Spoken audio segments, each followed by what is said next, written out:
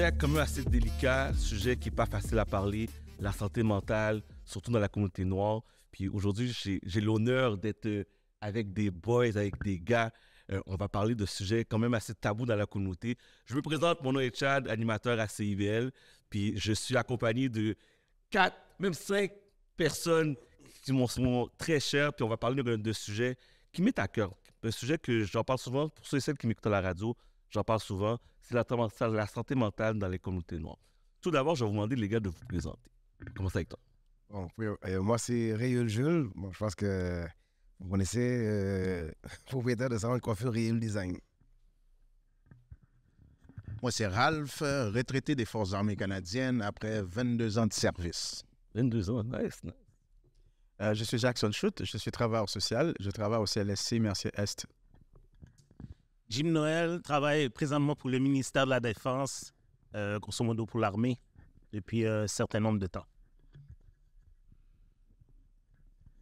Steven Sarrazin, entrepreneur, investisseur. Plusieurs personnes de la communauté me connaissent, donc c'est ça. Merci beaucoup, messieurs. On va commencer avec le vif du sujet, la santé mentale dans la communauté noire. La première question que j'ai pour vous, pourquoi ce sujet tabou? Pourquoi qu'on a peur d'en parler? Steven? Moi, je le mentionne souvent, premièrement, c'est l'éducation. L'éducation qu'on a eue, on est tous, d'après moi, d'origine haïtienne. C'est toujours l'homme doit être le maître du foyer, l'homme doit être fort, doit amener l'argent à la maison, doit régler les problèmes. Donc, c'est un gros fardeau. Souvent, on a des discussions avec Mauricio. C'est comme ça, on n'a pas le droit à l'échec. On n'a pas le droit d'être faible. On n'a pas le droit de céder. Même quand ça va mal, il faut se lever, retrousser les manches et puis aller de l'avant. Et je pense aussi, en plus de l'éducation, l'orgueil. L'orgueil. Est-ce que tu sens qu'il y a une certaine pression qu'on a en tant qu'homme noir de ne pas montrer nos émotions puis de dire, ben, moi, il faut toujours que je sois au-dessus de tout, là, genre? Oui, à 100%. Puis ça, c'est au-delà de l'éducation, je te dirais maintenant, les médias sociaux. Oh. Tu ouvres ton Instagram, tu ouvres ton Facebook, n'importe quoi, c'est toujours Team No Sleep, Team No Limit. Puis, regarde, je sais, moi, je le mentionne tout le temps, je fais beaucoup la promotion là-dessus, mais c'est comme si, quand on a un down, en ouvrant les médias sociaux, c'est uniquement ça qu'on voit, même quand ça va mal. Là, s'il y a quelque chose qui va mal, tu te sens mal même de ne pas performer. Tu te sens mal de ne pas vouloir aller travailler. Tu te sens mal d'avoir des problèmes d'argent. Tu te sens mal que ça va mal avec ta femme, que ça va mal avec tes enfants. Donc, je pense, en plus de l'éducation, les médias sociaux sont pour beaucoup. Mm-hmm. Puis, surtout quand, je te donne un exemple, on voyage souvent, tu sais, on voyage souvent ensemble. Certains pays, ils sont moins présents sur les médias sociaux, la vie est différente. Mm-hmm. Oui, ils vont avoir une pression, mais la pression que nous, on a ici en ce moment au Canada, en Amérique, c'est intense. Tu dois performer, tu dois posséder, tu dois faire, tu dois planifier ta retraite, tu dois planifier le futur de tes enfants, tu dois faire plaisir à ta femme, tu dois tout. Mm-hmm. Je serais curieux d'entendre les gars qui sont dans l'armée, parce que ça doit être quelque chose, parce que parler de dépression dans l'armée, parler de je me sens pas bien, parler des émotions, comment c'est perçu là-dedans? En tant que tel, c'est perçu comme une faiblesse. C'est connu, on est tous des hommes forts. Tout en partant, on est tous des... Je dirais qu'on est dans l'armée, on est des surhumains. Et puis, c'est une culture en tant que telle qui est là. Et puis, t'adhères, pas parce que tu veux, mais t'as pas le droit de montrer ta faiblesse. C'est compréhensif parce qu'on est dans une business qui est que tu peux pas vraiment avoir de sentiments. Il faut que tu deals avec tes sentiments en dedans de 2 secondes. Et puis, c'est une business aussi qui est faite. Je dis une business parce que je prends quand même l'armée comme si c'était une business. Okay. C'est que la business, c'est que si ton meilleur ami tombe, tu dois être capable quand même de finir la mission. Alors, il y a beaucoup d'exercices qui sont faits en fonction pour te faire reculer les principes de base qui est de peut-être pleurer, avoir des sentiments, mais pour faire passer le sentiment assez vite pour que tu puisses continuer la mission. Après, tu vas dealer avec les problèmes. Puis c'est un peu ce concept-là qui est adhéré dans les Forces armées canadiennes. Alors, on va mettre qu'est-ce qui était au fait du jour? L'Afghanistan, même genre de mission. Mais après l'Afghanistan, il y a eu beaucoup de post-traumatisme. Ouais. Désolé, là. Et puis, l'armée a dû le mettre au fait du jour, puis commencer à faire comme quoi que c'est rendu normal. Mais avant ça, c'était super tabou. Et puis, les gars, justement, si tu étais en 22 à Québec, un régiment d'infanterie, ils appelaient un escalier que les gars devaient prendre pour aller voir les travailleurs sociaux ou Deuxième étage. l'escalier de la honte. L'escalier de la honte. Ouais. Wow. C'est des termes sûrement utilisés par les gars à l'armée, mais si tu prenais cet escalier-là, ils appelaient ça l'escalier de la honte. Alors, tu vois, c'est des stigmas déjà imprégnés. Et puis, bon, nous autres, moi, Mauriceau, on sort de l'ère de l'infanterie, où est-ce qu'aussi, dans cette ère-là, peut-être pour nous autres, c'est un ère où est-ce que, tu sais, on sort de quartiers pauvres quand même. De quartiers, je dirais, marginalisés, Montréal-Nord, Saint-Michel. Et puis, tu vois, dans le stigma de qu'est-ce qu'on apprend tous les jours, c'est chien manger chien. Un terme haïtien qui dit que il faut que je ressors déjà fort du quartier. Mais là, dans l'armée, nous, on est affectés, je dirais, 2 fois plus encore parce qu'on fait un double effort. On a ce stigma-là qui est avec les je suis obligé de dire les Blancs, mais en même temps, on a notre propre stigma à combattre. Il faut que je combatte le racisme, il faut que je combatte que je veux monter. J'ai des aspirations aussi, j'ai mon orgueil. Alors, tout ça fait ensemble, je te dirais qu'on a une double pression. Tu ne le réalises pas encore présentement. Mais ça a été mon cheminement à l'armée. Là. Je pourrais en dire plus encore, mais je vais laisser la parole avec d'autres personnes. Ouais. Qu'est-ce que Steven a dit? Triplé, quadruplé. Quand on disait que les réseaux sociaux, c'est... Ben, avant ça, nous autres, on est quand même à un certain âge, là. On est proche de la cinquantaine. Ouais. Mais les réseaux sociaux, vraiment, c'est pas ça qui nous... Comment je pourrais dire? C'est pas ça qui nous a vu grandir. Les réseaux sociaux sont devenus quelque chose d'autre. Mais quand on était jeune, c'est du saut qu'on on plie bâton là, ou à crier, mais pas crier. Mais ça, veut pas, là, à la longue, là. Tu es en train de créer un robot, là. Tu comprends? Oui, parce que tes parents veulent tellement que tu sois parfait, veulent tellement que tu sois fort. Que il y a bon Jean Carlo là, puis c'est comme yo. Fait que là, tu peux plus montrer tes émotions. Puis nous autres, qu'est-ce qu'on a fait? C'est on est rentré dans l'armée. C'est un autre problème, ça. Fait que tu sais, si tu crées une machine qui est frustrée, une machine qui sont fous comme l'an 40, puis après ça, il faut que tu le déprogrammes parce que, moi, je vais prendre l'exemple, j'ai des enfants élevés, mais je veux pas que comment je pourrais dire, la même chose continue. Il faut que tu brises le moule à un moment donné. Mais est-ce que on peut dire que dans l'armée, tu peux pas montrer tes émotions? Avant, non. Avant, non. Parce que comme Jimmy a dit, si tu vas au 2e étage, c'est où il y a les problèmes psychologiques. C'est où il faut que tu aies un psychiatre, il faut que tu aies un psychologue. Dans les années 90, comme Jimmy a dit, tu ne peux pas te permettre de dire que tu as des problèmes psychologiques. Impossible. Impossible. Surtout dans l'infanterie, dans les métiers de combat, c'est impossible d'admettre que tu as des problèmes psychologiques. Mais maintenant, avec toutes les nouvelles règles que l'armée essaye, parce que là, ils sont présentement en manque de personnel, ils sont présentement en manque de ci. Maintenant, c'est parti de gauche à droite, d'un extrême à un autre. Est-ce que c'est mieux? Je peux pas te dire, je suis plus là. Dieu merci, j'ai encore mes membres, je suis capable de fonctionner. Mais Jimmy est dedans, fait que lui, il pourra plus te donner, mais je pense qu'il s'est rendu à un extrême. Trouvez l'erreur. Avant de parler à Jackson, Réul, j'aimerais ça t'entendre parce que Réul, tu es dans la communauté depuis très longtemps. Tu as un barber qui est établi depuis très longtemps. Je dis tout le temps que le barber est le confident / psychologue, tu entends tout ce qui se passe. Est-ce que les gens s'ouvrent à toi des fois? Est-ce que les gens sont... Quand tu sens que la personne ne va pas bien, est-ce que tu as cette proximité-là avec les gens? Oui, comme, écoute, moi, en tant que coiffeur qui a quand même beaucoup d'expérience, fait que les gens me font vraiment confiance. Souvent, c'est pareil comme... Je me rappelle, il y a quelques années, je parlais avec un client pendant que je faisais ses cheveux, puis comme c'est quand même rare que tu vas voir ça. Comme on parlait, puis il y avait quelques petits problèmes comme familiaux et tout, puis pendant qu'il était sur ma chaise, et puis les larmes ont commencé à couler. Mais tu sais, d'habitude, en temps normal, comme c'est parce que j'ai une proximité avec lui, comme depuis des années, mais en temps normal, comme c'est malheureusement trop tabou dans la communauté haïtienne, surtout même devant tes parents. Comme depuis que je suis petit, j'entends toujours les parents haïtiens. Et pas garçon rien, là je le dis c'est comme Souvent. souvent. Ça fait que Souvent. t'as pas le droit de pleurer, mais pourtant tu vois comme lui, il l'a fait devant, puis j'étais vraiment fier de lui parce que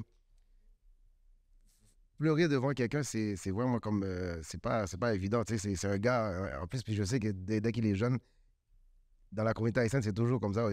On te dit toujours que les garçons rien ou pas supposés crier, mais c'est pas vrai. Moi, j'ai toujours dit que, écoute, dans les sentiments, il n'y a pas de grandeur, il n'y a pas de couleur, il n'y a pas de race. Ça fait que quand c'est le temps de pleurer puis d'évacuer, c'est vraiment. Ça doit sortir. Ça doit sortir.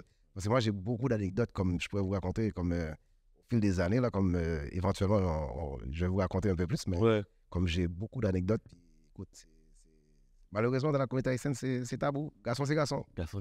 Mais tantôt, quand tu disais que tu as été fier de lui, quelle a été sa réaction quand il a vu ta réaction? Écoute, lui, c'est parce que moi, je suis toujours à l'écoute. Hein, ça fait que, tu sais, comme les gens qui me connaissent, ça fait que je suis très posé, puis je suis très calme. Je suis pas un gars qui va juger les gens. Ça fait que les problèmes, c'est pour tout le monde. Il n'y a personne sur cette terre qui n'a pas de problème. Même si tu es milliardaire, tu as d'autres problèmes. Nous, on a des petits problèmes de malheureux, mais les milliardaires, ils ont Ouais, leurs c'est propres ça, problèmes. là. Ça fait que sur cette terre, tout le monde a leurs propres problèmes. Ça fait que moi, j'étais là pour l'écouter. Et puis, j'étais juste content que lui me racontait ça parce que peut-être c'est ça qui a fait en sorte que, tu sais, il a pu peut-être passer à travers parce que maintenant, je le vois encore, puis ça va beaucoup mieux. Puis je pense que juste parler avec quelqu'un qui sait comment raisonner, Ouais. tu sais, comme ça fait du bien. Puis comme je dis toujours, comme nous, les coiffeurs, comme, écoute, qu'est-ce que lui m'a raconté? Même lui, il a dit, je ne sais même pas pourquoi je te raconte ça, je n'ai même pas encore raconté ça à ma famille. Ce qui m'a raconté ça à moi, qui sont coiffeurs, avant même de raconter ça à sa famille. Ça fait que c'est là qu'on voit l'importance d'un coiffeur, comme tu dois vraiment être à l'écoute de tes Ouais, c'est clients. ça. Ah oui, T'es vraiment une oreille, là. une là, oreille, pour là. eux autres. Oui, définitivement. Point de vue travailleur social, pourquoi c'est tabou pour une communauté? Pourquoi, là, tantôt, Réal nous mentionnait, les Haïtiens, on ne veut pas en parler. Est-ce que c'est culturel? Pourquoi c'est tabou? Bon, la question de sentimental, c'est une question très complexe, et surtout dans toutes les sociétés, et en particulier les sociétés qu'on dit que sociétés hyper développées comme le Canada, c'est que c'est culturel, certes. Peut-être on a vu les différents points de vue, mais d'abord, il faut mettre l'accent sur c'est quoi la santé mentale. Et la santé mentale, c'est un état de bien-être, ok, psychologique, et c'est un équilibre, ok, entre les différents compartiments de la personnalité d'une personne.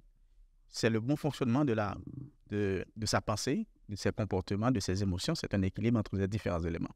Mais la santé mentale prend contexte dans les situations bien déterminées en fonction de la catégorie sociale de la personne, en fonction de son éducation, de sa culture, etc. Donc, à travers les différentes déclarations que nous avons eues, nous avons pu déceler des éléments communs. Par exemple, la question de l'éducation, la question de le fonctionnement, de quel type de fonction que vous occupez dans la société. Soit vous êtes dans l'armée, soit vous êtes dans le service à la clientèle, soit vous faites vous êtes entrepreneur, vous êtes dans les médias, etc. Tous ces éléments-là portent leur poids sur la santé mentale d'une personne. Mais lorsqu'il s'agit d'une catégorie sociale comme nous, les Noirs, ça, c'est une particularité. Et c'est ce que nous allons voir, c'est que le fait que c'est un sujet tabou, de déclarer, de s'exprimer, d'exprimer nos problèmes, d'exprimer nos déboires, eh bien, ça a encore une conséquence, non seulement sur la compréhension de nos problèmes, mais aussi sur la façon dont on peut trouver des solutions. Et c'est pourquoi, dans les statistiques qui existent, nous voyons qu'il y a à peu près 38% de résidents noirs au Canada qui déclarent qu'ils ont des problèmes. Donc, vous imaginez l'autre pourcentage qui représente à peu près 68% et quelques qui cachent leurs problèmes. Mais ils cachent parce qu'ils ont honte, ils se cachent parce qu'ils ne veulent pas en parler. Pourquoi? Pourquoi ils ne veulent pas en parler? Premièrement, il y a le souci de, comme on a vu dans nos témoignages, c'est que vous êtes homme, donc l'image de l'homme en tant que sexe supérieur, bon, c'est un stéréotype, on appelle ça dans le langage comme une forme de machisme, qui dit que lorsque vous êtes homme et vous êtes noir, et donc Donc, c'est que exprimer vos déboires, exprimer vos besoins, exprimer vos problèmes psychologiques, c'est un signe de faiblesse. Mais c'est tellement vrai parce que moi, je me rappelle mon épisode, quand j'étais en dépression, j'en parlais pas à personne. Puis j'étais comme, non, je suis capable de passer à travers moi-même. Je suis capable de... je suis capable de passer. J'ai pas besoin de personne. Mais pour moi, c'était comme l'efflorité. C'est comme si j'avais un échec personnel à ça. Mais cette pression-là, je ne sais pas d'où ce qu'elle sortait. Puis c'est quand je me suis conditionné, puis je me suis dit, c'est pas un échec, là. Tu es capable de passer au travers. C'est là que ça fait une différence. Puis tu as raison, là. Oui, est-ce que ça se peut, chaque personne, dépendamment de ton caractère, tu interagis face à ça d'une façon différente? C'est pas tout le monde qui agit de la même façon. Ouais. Parce que comme quand tu parles de 38%, pour moi, je trouve que c'est quand même bon. Non, c'est quand même en bas de la moitié, mais quand tu entends le monde qui a peur de parler, puis tu entends 38%, bon, c'est pas si pire, il y a quand même un pas de fait. OK. Et pourtant, c'est les mêmes statistiques disent que à peu près 50% chez la communauté blanche, c'est 50% qui identifient leurs problèmes et qui cherchent des solutions. Je suis d'accord, mais comme Jimmy l'a dit tantôt, en étant homme noir, nous autres, nos obstacles sont peut-être x4, x5, x6. L'homme blanc, lui, oui, on va dire, il y a la dépression, il y a la maladie. On ne va pas le juger. Mais c'est un bon point. Fait que tu penses qu'il y a une différence entre le blanc et le noir au niveau de la gravité? Oui. Parce que ce qu'il a dit, Jimmy, tantôt, c'est vraiment ça. Parce que je te donne un exemple. N'importe quel domaine tu travailles, premièrement, tu dois te surpasser pour être vu comme ton collègue qui est blanc. Après, de coup, tu as fini de rusher pour te surpasser, pour qu'on te pas pour être comme lui, mais pour qu'on te voit comme lui, tu es déjà essoufflé. Là, il faut que tu travailles encore plus pour te surpasser parce que la pression que la société te donne, toi-même, tu te donnes de la pression. Tu as de la pression à la maison, puis quand tout le monde a tout le début, on aspire tout à des grandes choses. À un moment donné, pour atteindre ces grandes choses-là, il faut te surpasser encore. Parce que quand tu ouvres la télé, tu achètes un livre, c'est toujours le dépassement de soi. Perfectionnant, performance. C'est un beau mot, ça, performance. Là, à un moment donné, bro, c'est dur. tu rentres chez vous, là, t'es épuisé. Une semaine, 1 mois, 2 mois, 4 mois, 5 ans. Mais après 10 ans, c'est beaucoup. Là, imagine un nouveau couple. Là, les enfants arrivent. Là, tes enfants, tu veux que ce soit des mini-mis. Tes enfants doivent te surpasser. Là, maintenant, aussi, le sport, musique, avec toutes sortes d'activités. Puis dans ces activités-là, tu n'acceptes pas l'échec de ton enfant. Là, qu'est-ce que tu fais? Les cours d'histoire, ça coûte de l'argent. Fait que là, il faut que tu travailles encore plus. C'est comme un effet boule de neige. Ça finit jamais. Il y a toujours quelque chose. Exactement. Mais moi, j'ai eu un reality check durant la pandémie. Là, le monde paniquait. Oh, l'école, les enfants vont finir plus tard. Moi, je disais à ma femme, même s'ils finissent plus tard, qu'est-ce que ça fait? Ça fait quoi? À l'âge qu'on est rendu, j'ai 46 ans, je peux avoir un poste que lui qui a 40 ans fait la même chose, lui qui a 55 ans fait la même chose. Fait qu'à un moment donné, c'est une course, c'est la société qui a mis ça. On veut rusher, on veut rusher sur tout. Très bon point. Puis, effectivement, la société nous donne une certaine pression. Puis, j'aimerais ça revenir aussi à ce que tu disais, le 38%.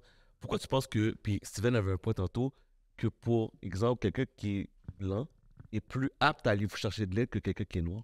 Bon, la différence, c'est simple et compliqué en même temps parce que ça nous permet d'aborder une question qui est beaucoup plus structurelle, qui est l'inégalité, ou bien on pourrait l'appeler racisme systémique, dans le sens que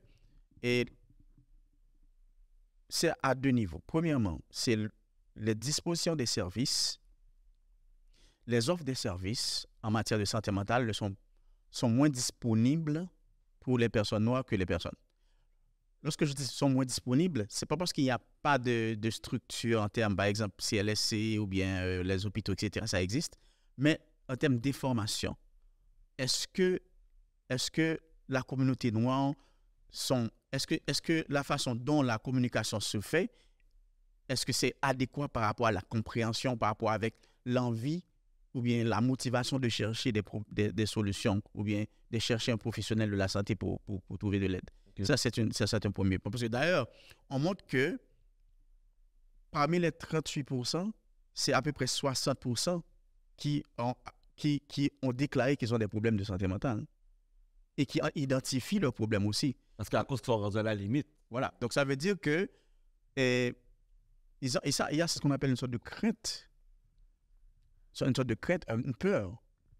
Donc, ça veut dire lorsqu'on, par exemple, il y a certaines expériences qui sont faites en montrant que lorsqu'on va, par exemple, dans un service, est-ce qu'il trouve quelqu'un qui comprend son langage? Est-ce qu'il trouve quelqu'un qui parle sa manière pour comprendre, pour chercher des solutions? Ouais. Est-ce que lorsque un noir va dans un centre de santé, comment il est servi? Est-ce qu'il est servi adéquatement pour qu'il puisse s'ouvrir? Ouais. Ou bien lorsqu'il arrive, donc, la façon dont on l'accueille, donc est-ce que l'accueil est accessible? Ouais. Donc tout ça rend que c'est difficile pour un homme noir trouve vraiment de véritables services pour qu'il puisse trouver des solutions pour ses problèmes. J'aimerais ça vous poser une question, messieurs. Tantôt, tu parlais de la peur. Puis moi, je me rappelle, la première fois que j'ai su que j'étais en dépression, j'ai appelé mon ami, puis je dis, je suis en dépression. Il me dit, ben non, franchement, t'as pas rapport. Puis je me suis tais, parce que, puis même quand j'allais en clinique au CLSC, je me cachais, je me suis tais, j'ai rien dit. Puis même quand j'allais en clinique, je me cachais parce que je voulais pas que les gens me voient. Qu'est-ce que vous pensez? Est-ce que vous pensez vraiment que c'est la peur qui fait ça? Ou tantôt, Steven parlait de l'ego, est-ce que c'est de l'orgueil qui rentre? Pourquoi que les gens veulent pas se faire voir quand ils vont en clinique? Est-ce que c'est vraiment relié à ça? Je pense que c'est un problème culturel, premièrement, parce que quand tu as un problème mental, il y a du fou. Fait que, On a pris ta tête. oui, sinon, il y a la gueule. On a pris ta tête. On a loi. Je ne vais pas dire, mais Oui, non, tu comprends? C'est soit t'es fou, soit vaudou, whatever. Fait que quand un homme noir arrive au point où il doit aller au CLSC, où il doit... Il y a des fois, il est peut-être trop tard. Parce que là, il est rendu dans le bottom, puis je fais quoi à partir de là? Je ne sais pas c'est quoi le statistique pour le suicide, mais je suis sûr que notre statistique doit être beaucoup plus élevée parce que on combat, on passe tellement notre temps à se battre qu'à un moment donné, quand tu es juste fatigué, au point d'arriver au... Il faut que tu ailles voir le médecin, il faut que tu ailles voir si, dis puis tombe tout de suite, peut-être mal, ou aller à Pinel ou ces affaires-là, c'est la fin. Ouais. Est-ce que je peux ajouter quelque chose concernant la question de suicide? Là aussi, c'est un indicateur de troubles psychologiques ou de santé mentale. Mais ce que je peux vous dire, c'est ça la différence entre la façon dont on gère nos problèmes, c'est que on voit que le taux de suicide est moins chez les Noirs que les Haïtiens, que les personnes blanches. Parce que ce qui arrive, en dépit de nos problèmes dans la communauté, la solidarité est beaucoup plus significative. Et c'est là l'aspect culturel. Nous, par exemple, les Haïtiens, c'est peut-être je dirais, actuellement que peut-être on entend qu'il y a des cas de suicide chez nous, mais c'est pas quelque chose qui est... C'est surprenant, ça. Mais c'est rare qu'on les entend parce qu'on préfère les cacher pour pas le dire. Là. Bon, c'est ça, mais... Est-ce que c'est de la résilience aussi? Bon, c'est Parce ça, que c'est... Comme moi, on a été élevé, justement, comme tu l'as dit, garçon pas supposé crier. Fait qu'à un moment donné, oui, on peut être dépressif, mais à un moment donné, même là, on se bat contre nous encore. Oui, on se bat jusqu'à la fin. Parce que nous, le fait que nous avons beaucoup de défis en termes de société, nous avons... Et d'ailleurs, l'une des choses qui nous caractérise, c'est le Mahon. Je ne sais pas si vous entendez parler de nègre Mahon. C'est quelqu'un qui est toujours en fuite, qui est toujours en mobilité, qui ne reste pas quelque part. C'est comme le fait que vous cherchez, nous sommes toujours en train de chercher. C'est ça qui nous caractérise et qui fait que et nous avons aussi une sensibilité pour la question familiale. Nous sommes très attachés à la question familiale parce que nous avons un aspect très, très traditionnel chez nous en tant qu'Haïtiens qui fait que des fois, la tendance pour aller vers le suicide, c'est très, très, très moindre. Comparativement avec... Il y a ça ce qu'on appelle... il y a un concept qui s'appelle lien social. Lien social ou bien lien familial qui nous caractérise. Même lorsque je n'ai pas de père, je n'ai pas de frère, mais j'ai des amis. Pourtant, chez les personnes blanches ou bien d'autres nations, le lien social n'est pas aussi serré qui fait que la personne peut se sentir, il n'y a pas de problème pour se jeter. Oui, mais le lien social dans la communauté haïtienne, moi, je trouve on est toujours en train... Peut-être je vais le dire. On est toujours en mode compétition. Tu sais que c'est comme, quand toi, tu vas bien, moi, il faut que j'aille bien. Quand tu vas mal, moi, il faut que j'aille mal. Puis j'ai l'impression qu'on n'est pas capable de s'ouvrir. On n'est pas capable de se dire les vraies choses pour dire, bro, je vais pas bien aujourd'hui. J'ai l'impression qu'il y a toujours un jugement qui est en arrière. Puis je pense que c'est ça qui fait peur aux gens de s'exprimer. Tu sais, puis la communauté blanche, oui, ils sont pas tissés serrés, comme on pourrait dire, mais je trouve qu'ils vont plus en parler. Moi, j'ai l'impression que quand on parle de dépression, puis tantôt Steven le mentionnait, c'est comme c'est tabou, là. Comme tu peux pas dire, là. Ça marche pas, là. Comme, surtout toi, tu peux pas être en dépression. Je trouve que c'est caché, là. C'est ce qu'on appelle une contradiction. Pendant que nous avons beaucoup de problèmes, nous avons beaucoup de compétition entre nous. Donc, on pourrait même dire que il y a un problème de solidarité des fois, mais ça n'empêche que, même pas hypocrisie.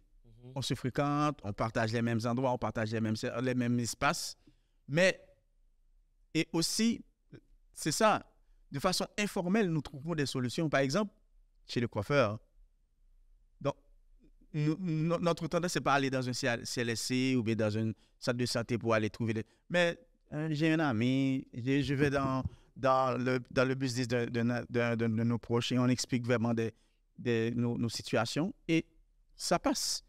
Et j'ai trouvé un exemple très important dans notre témoignage de notre collègue, c'est c'est qu'il a développé ce qu'on appelle une forme d'empathie. C'est que la personne a tout simplement besoin d'une personne qui l'écoute et de façon active. Pendant que vous vous préoccupez de ses cheveux parce que vous prenez soin, mais c'est comme il est là, vous prenez soin de lui quand même. Et puis il s'exprime et que vous ne jugez pas. Et c'est très, très important. Est-ce que c'est... Oui, vas-y. Est-ce que c'est important, est-ce que la personne se sent en confiance à cause qu'elle sent qu'il n'y aura pas de jugement du fait qu'aller chez le barber, l'expérience est neutre?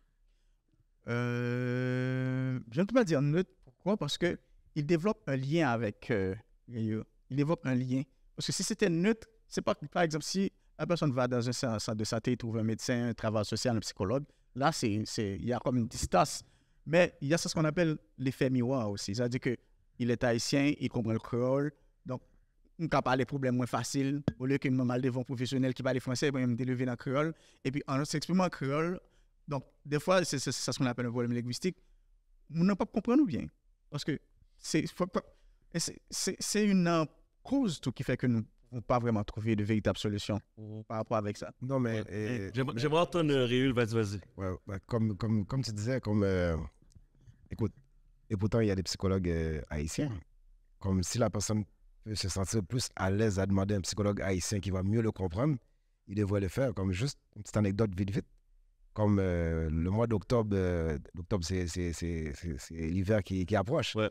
Non, pas mais comme c'est l'hiver qui approche, ça fait que les feuilles d'érable tombent à terre. Puis là, il y a un gars, comme tu dis, il lui a tombé sur le point exactement. Comme le noir, au lieu d'aller vraiment trouver un psychologue ou bien de l'aide ailleurs, il va préférer venir chiller devant un salon de coiffure ou bien des bases ou whatever. C'est comme ça. Il y en a un qui est venu dernièrement en octobre, puis il y avait quelques feuilles d'érable à terre. Mais le gars, il va pas bien, là. Il va pas bien. Il ramasse des feuilles d'érable à terre et tout, puis il met ça dans un papier à rouler, et puis il commence à fumer ça. Oh! Ouais. Là, écoute, moi, j'ai pris conscience de ça, puis j'ai été le voir. Je lui ai dit, écoute, mon ami, je pense que là, ça va pas. marche pas, là. Ça marche pas, là. Ça marche pas. Et puis, je lui ai dit, écoute, tu sais, moi, je suis un gars qui est quand même posé. Je fais pas de bruit, ça va être très sage et tout. Puis là, je viens lui parler, j'ai dit, comme tu être mon petit frère, ça fait que j'ai dit, ça te tente pas d'aller voir un psychologue ou bien d'aller chercher de l'aide parce que je pense que tu en as besoin, là. C'est pour arriver à faire ça, tu as vraiment besoin de l'aide. Tu sais qu'est-ce qu'il m'a répondu? Est-ce que nous sommes une équipe besoin d'aide? Oh, wow. C'est que, tu sais, comme, dans le sens que pour lui, c'est ça que tu disais tantôt, comme, pourquoi les Haïtiens, des fois, ils ont peur d'aller voir, mais peut-être qu'ils ne s'en rendent même pas compte qu'il n'est pas normal. Ouais. C'est ce que j'ai remarqué. Pour lui, qu'est-ce qu'il fait? C'est tout à fait normal. Il a vraiment ramassé des feuilles d'érable et puis il a commencé à fumer ça. Et puis, pour lui, c'est comme si tout va bien. Mais voilà, tantôt, tu as dit quelque chose, tu es tombé en plein dans le mille. Je crois aussi, le coiffeur, il prend soin de toi. Là, tu es dans un moment de vulnérabilité. Fait que là, tu commences à t'ouvrir. Oui. Tandis que tu vas voir un psychologue ou n'importe quel autre professionnel, il faut briser la glace, il faut que tu aies une chimie avec la personne. C'est même pas ses compétences. Tu commences à parler avec la personne et puis ça marche, ça clique ou ça clique pas. Tu la connais pas. Tu la connais pas. Le coiffeur, déjà, il commence à prendre soin de tes cheveux. Tes gardes sont... la personne depuis X temps, puis habituellement, ton coiffeur, c'est le même coiffeur depuis des années. Ouais. Là, il prend soin de toi. Fait que pendant que ça va mal, il y a quelqu'un qui prend soin de toi. Là, c'est plus facile à Oui, exactement. C'est une question d'ouverture, je pense aussi. Oui, exactement. Tu sais, aller chez Réel, t'asseoir et blague, puis tu relaxes. Tandis que quand tu vas chez le psychologue, comme tu viens de dire, c'est quelque chose de très important. Est-ce que ça clique ou ça clique pas? Ça, c'est fou comme c'est important.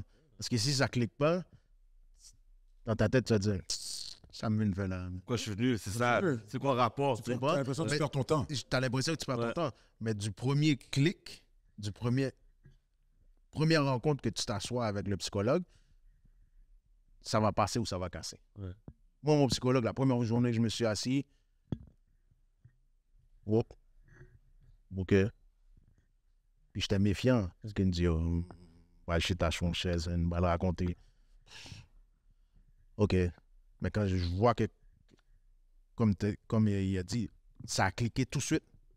Ça a cliqué dès le départ. puis Et là, qu'est-ce ça qui a fait en sorte que ça a cliqué? C'est comment? C'est l'accueil, l'approche? Ouais, de fois, je peux pas te dire si c'était l'accueil ou si c'était l'approche. C'est juste que je sais que ça a donné. Tu sais, il y a des fois tu cliques avec du monde, puis d'autres fois que Ouais. tu fais juste que le regarder et tu dis ah, ça marchera pas, ça. Tu sais, puis avec lui, ça. Je pense qu'il est habitué. Ben, mon psychologue, lui, est habitué à dealer avec les militaires. Fait que peut-être son approche, la façon qui a fait que, bon, OK, je le vois une fois par semaine, puis dude, c'est ma semaine où ce que je peux rendre en bon créole, me rendre toute fière moins. Après ça, je m'en vire de bois après une heure. OK, c'est bon, on se voit la semaine prochaine. Oh, pas de trouble, inquiète-toi pas. OK, salut. Pourquoi? Je sais pas.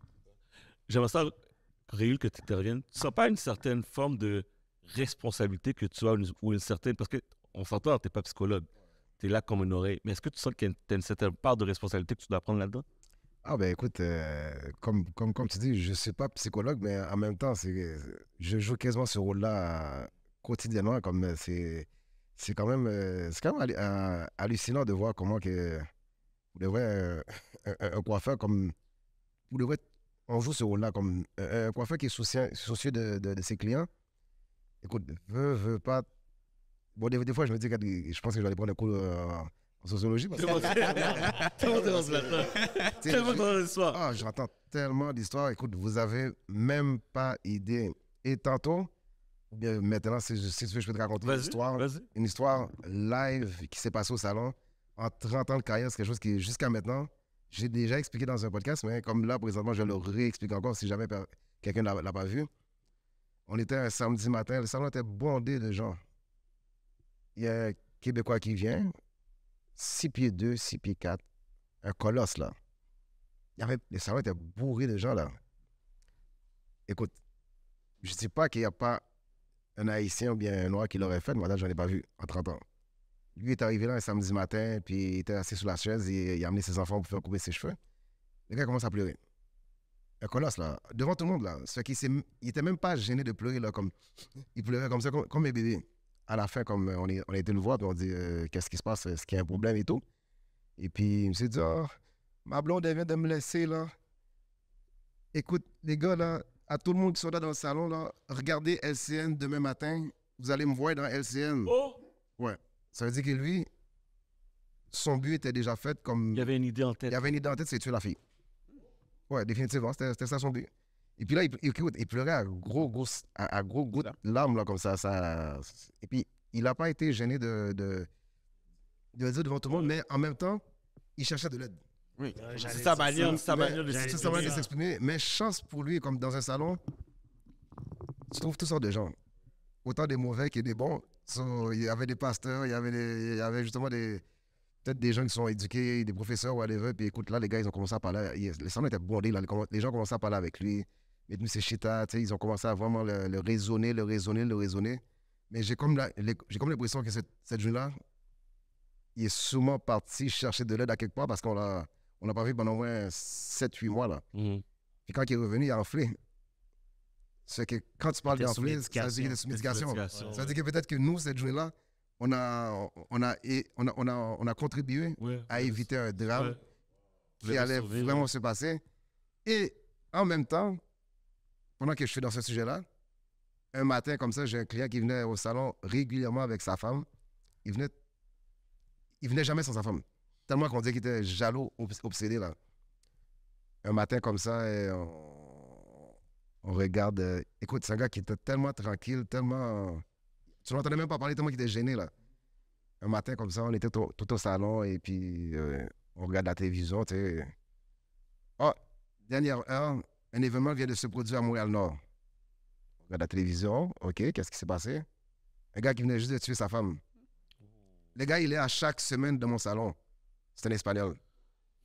Tu sais, écoute, peut-être que si lui, cette journée-là, comme tu sais, il vient à chaque semaine, il était très régulier. S'il avait eu la chance de parler avec quelqu'un au salon, bien de parler avec quelqu'un, tu sais, on aurait pu éviter. Mais c'est quelque chose. Écoute, on n'aurait jamais imaginé ce gars-là faire ça. Ça fait que, tu sais, des fois, tu es un gars, peu importe la grosseur, la grandeur, peu importe, là, comme, quand tu as besoin d'aide, je pense que il n'y a pas de gêne à demander de l'aide. Des fois, ça peut éviter beaucoup de problèmes. Mais, tu sais, ça fait j'écoute l'histoire de Réul et j'avais déjà entendu qu'il y avait beaucoup de monde qui passait dans ton salon pour un peu parler de leurs problèmes. Mais je trouve ça triste un peu qu'on est rendu là. Je pense pas qu'on devrait être au salon et parler de nos problèmes. Moi, je pense qu'il y a des amis pour ça. Il y a nos parents. Les parents? C'est sûr non, attendez. Je suis obligé de les énumérer. Non, vas-y, je te laisse. Je suis d'accord avec toi, là. Vas-y. Je suis obligé de... Pour mettre ça normal, Oui. je suis obligé de nommer les parents. Mais on sait tous qu'on ne passe pas par nos parents, mais c'est triste qu'on n'a pas, j'appelle ça un nom, quand on a des personnes à share Des ressources? OK, on peut dire des ressources où est-ce qu'on peut laisser notre fou. On est rendu dans quelque chose qui n'est pas là pour régler ton problème. Tu vas chez le coiffeur pour faire tes cheveux. Quoique c'est bon en tant que tel, mais je veux dire, c'est triste en tant que tel, en tant que notre communauté, où est-ce que je peux pas m'exprimer à mon frère. Puis même, je pense que le podcast, qu'est-ce qu'on a voulu créer aujourd'hui, a commencé par une discussion devant un cigare, et puis chacun parlait de leurs petits problèmes. Et puis, à des fois, peut-être qu'on pense que cette petite discussion-là, tout le monde l'a. Mais je trouve ça triste de voir que c'est pas nécessairement tout le monde qui a accès à ce genre de bar, qui fait que peut-être j'ai pas besoin d'aller chez un coiffeur, j'ai pas besoin d'aller voir un psychologue. Je suis capable de let loose un peu, puis les gars me donnent des trucs, on se donne des trucs afin de have a better day or Mais je veux dire win une the chose, day. mais on n'a pas été éduqués comme ça. Vous êtes sur le point d'acquérir une bâtisse résidentielle ou commerciale, vous avez une offre acceptée, contactez l'équipe par excellence qui vous aideront à prendre une décision lucide et éclairée. Steven Sarrazin Inspection au 514-781-3126, 514-781-3126. Ouais, ça, c'est une très belle question. Ce qui arrive, c'est qu'il y a les nivellements de problèmes. Les nivellements de problèmes, qu'est-ce que j'entends par là? Le coiffeur, le chauffeur aussi, les chauffeurs aussi sont des répertoires de personnes qui aident. Ouais. OK? Ils ont la capacité, donc c'est leur clientèle. Donc, ils développent une relation avec leur clientèle. Ça, c'est un premier niveau de solution de problème. Mais il y en a d'autres qui sont beaucoup plus profonds que ça. Par exemple, le cas de Latinola qui fréquentait ton salon, c'est que le contexte social de la personne est très important. C'est-à-dire la famille, l'éducation, le travail, OK? La culture, etc. Tous ces éléments-là, et puis aussi sa personnalité aussi. Parce que c'est pourquoi peut-être le professionnel paraît trop normatif, trop standard, mais il est là, il est formé pour traiter des problèmes complexes. Ce que peut-être on n'est pas encore dans la proposition, bien dans la période de proposition où on peut proposer des solutions, etc. Mais ce qu'on peut faire, bien, la stratégie serait quoi? C'est que nous autres, en tant que personnes qui fréquentent chaque jour des gens, donc nous reconnaissons les compétences, nous savons nos limites en tant que vous faites l'armée, vous servez l'armée, vous êtes là pour protéger la nation, etc. ça c'est votre compétence. Et vous êtes spécialiste de médias, donc vous avez des auditeurs qui vous écoutent à une échelle très, très, très grande. Ça, c'est votre compétence, etc. Donc, ça nous permet de reconnaître notre limite. Donc, si vous écoutez un tel témoignage, ce que vous pouvez faire, c'est ce qu'on appelle le référencement. Donc, c'est sûr que nous n'avons pas les mêmes compétences pour traiter les mêmes problèmes. Donc, vous comprenez? Donc, ce qui veut dire, c'est vrai qu'il y a un ami qui peut nous écouter, mais si l'ami connaît sa limite, c'est vrai qu'il va vous écouter, mais le premier effet, c'est soit un psychologue, ou bien un travailleur social, ou bien un infirmière, etc. Oui, mais c'est dur, ça, en tant qu'ami. Si la personne commence à se confier, puis là, je lui dis, va voir un psychologue, c'est sûr que moi, je ne veux pas perdre non plus mon amitié avec cette personne-là, puis je ne veux pas non plus qu'il pense que je ne veux pas t'écouter, là. Je trouve ça délicat. Oui. Déjà, avoir un ami ou quelqu'un proche qui t'écoute, c'est bon. oui, c'est bon. Oui. Tu as un problème déjà qui s'en va. Parce que quand la personne va voir Réul, je ne pense pas qu'il va aller chercher la solution. C'est juste que des fois, tu vis un problème, juste le sortir, l'exprimer. Ouais. Tu retournes chez toi, tu peux trouver une solution. Tu sais, je parle de la santé mentale, c'est autre chose, mais certains problèmes que tu vis. C'est important. Ce que je dis, c'est important, c'est que il y a des événements qui traversent nos quotidiens qui doivent être ponctuels. Par exemple, une discussion que vous avez avec votre femme, mais qui n'est pas trop importante, qui n'affecte pas vraiment la famille. Mais il y a d'autres choses qui affectent la famille, qui affectent votre vie. Donc, ce qui affecte votre vie, le plan de solution n'est pas un jour. Exact. C'est un cycle. Un cycle. Vous comprenez? Donc, c'est pourquoi. Donc, si la personne vous exprime votre problème, je comprends, et puis vous faites l'écoute active, mais qu'est-ce que vous proposez comme solution? Quel est le plan de résolution? Donc, moi, je ne dis pas qu'il faut obligatoirement que vous pouvez comme envoyer la personne chez un professionnel ou pas. Non, ça fait partie des solutions, mais ce qui est nécessaire, c'est cette solidarité que vous développez entre vous-mêmes qui permet qu'au moins la personne, au moins se sent à part. Il est appartenu à quelque part, à une communauté qui prend soin de lui. Et puis après, donc on peut comme, si le problème persiste ou bien le niveau, c'est très complexe de résoudre ça. Par exemple, si la personne a une pensée suicidaire, avec quoi on va résoudre ce problème? Et les pensées suicidaires, c'est automatiquement la personne a cette idée-là. Donc, en arrivant chez lui, ou bien même en marchant, il peut se jeter. Donc ça, ce sont des personnes qui, soit c'est la police, ou bien c'est des gens qui ont des capacités justement pour permettre à la personne de ne pas commettre l'acte. Ce serait quoi le premier point de contact, exemple, quelqu'un qui veut parler? Est-ce que c'est un ami? Est-ce que c'est de la famille? Tantôt, Jimmy parlait de parents, là. Ce serait quoi le premier point de contact, quelqu'un qui est en détresse? C'est la personne la plus accessible. OK. La personne la plus accessible peut ne pas être un parent ou une famille, mais c'est un ami ou bien... on appelle dans le langage de santé publique proche aidant. Un proche aidant. Un proche aidant. Donc, ça veut dire, par exemple, Réul est un proche aidant. Sans le connaître, il est un proche aidant. Oui, parce que... Un proche aidant. Ouais, un proche aidant. Oui. Mais c'est pas de savoir reconnaître qu'on a un problème d'abord. Qu'est-ce que tu veux dire? Faut que tu saches que tu as un problème avant d'aller chercher le problème, avant d'aller chercher la solution. Parce que si tu sais que tu as un problème, c'est déjà 99% de ton problème qui est résolu. Right? Mais si tu ne le sais pas, comment tu vas faire? Ou tu veux pas le savoir. Ou tu ne veux pas le savoir. Tu veux pas le savoir. Tu vois, moi, problème d'anxiété, dépression, je ne savais même pas. C'est un blanc dans le travail, il m'a regardé aller et il m'a dit « Hey, mon ami, tu es en train de craquer. » Qu'est-ce que moi j'ai fait? Ah, blanc, ça fout. Ouais, c'est ça. C'est ça. Tu comprends? Ouais. C'était tout de suite le déni. Tu comprends? Ouais. Mais le blanc fin d'où ça veut ou veut pas, ça reste dans ta tête pareil. Tu comprends? Tu te dis, oh. Toi qui vis ça, c'est ça, là. Tu comprends? Mm-hmm. C'est ce que ça se peut. Mais ça joue dans ta tête.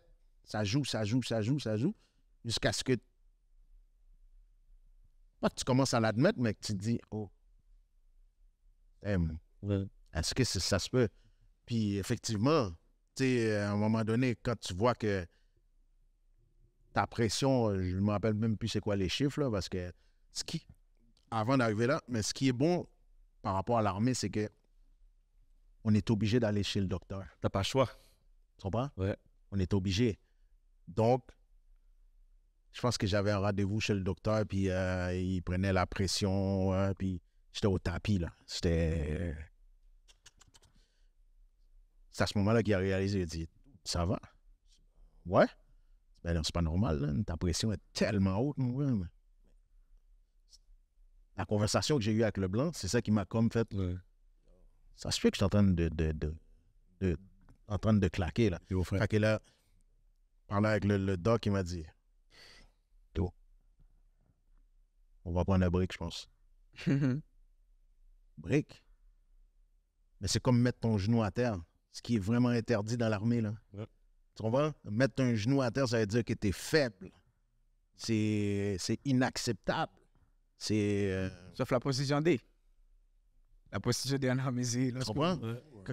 Quand tu mets ton genou à terre, C'est l'échec. c'est un échec. C'est l'échec, oui, oui. Tu comprends? C'est comme si tu as lancé la serviette blanche, toi. Ouais. Là. T'as abandonné. T'as abandonné. Ouais.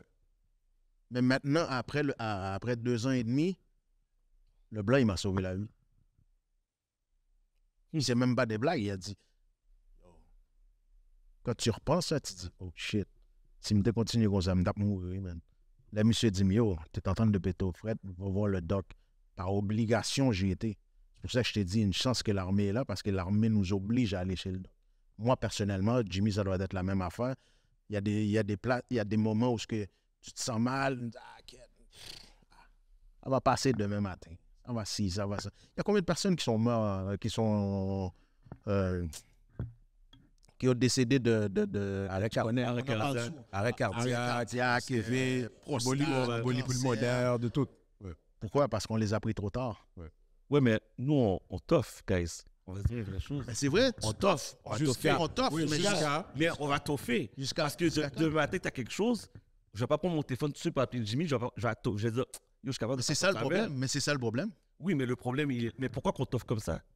Parce que c'est Bon, ça. D'où qu'est-ce que je t'ai dit? Il faut que tu saches que tu as un problème pour pouvoir aller consulter. Guys, Il faut que tu le reconnaisses. Si tu le reconnais, on l'a dit tantôt, hein, l'éducation, man. Est-ce que, question personnelle, tout le monde a grandi avec leur père ici, à la maison? Oui? Sauf moi. Puis je vous écoute parler, tu peux demander à Chad, moi, quand ça va mal, tout le monde va me le dire, quand ça va mal, c'est comment ça va, je dis ça va mal.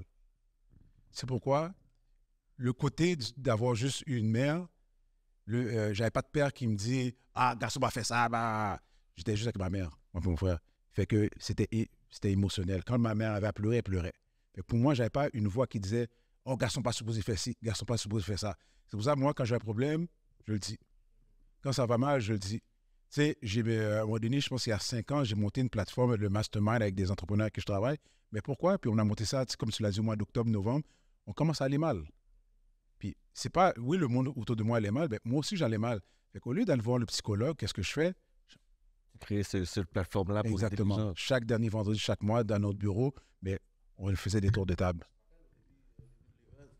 Au début de l'hiver, tu avais posé une question sur notre chat. Monsieur, est-ce que c'est moi qui file... Oui, mais tu vois, je suis transparent. Tu l'as vu? Ouais. Parce que le monde a peur, puis moi, tu te lèves le matin, et puis moi, j'ai pas attendu, quelque chose va mal. Yo, monsieur, est-ce que c'est moi qui me sens mal ou down? Tu te rappelles? Fait que moi, dès que quelque chose va mal, tout de suite. Puis je ne dis pas que je vais pas mal, je vais souvent mal, mais je sors. Et le fait que tu sors, là, le monde te répond. Là, tout d'un coup, tout le monde, oh, moi aussi, oh.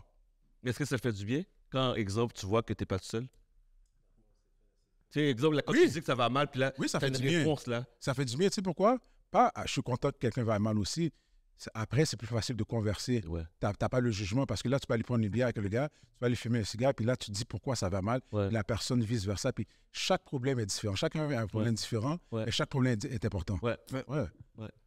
C'est un bon point aussi parce que souvent, les gens ont peur de montrer nos émotions. Souvent, les gens ont peur, puis que tu l'as dit tantôt, ça va mal. Tu as le droit de dire que ça va mal. Oui. Mauricio, tu as une bonne mémoire, tu te rappelles ça, quand j'avais écrit ça.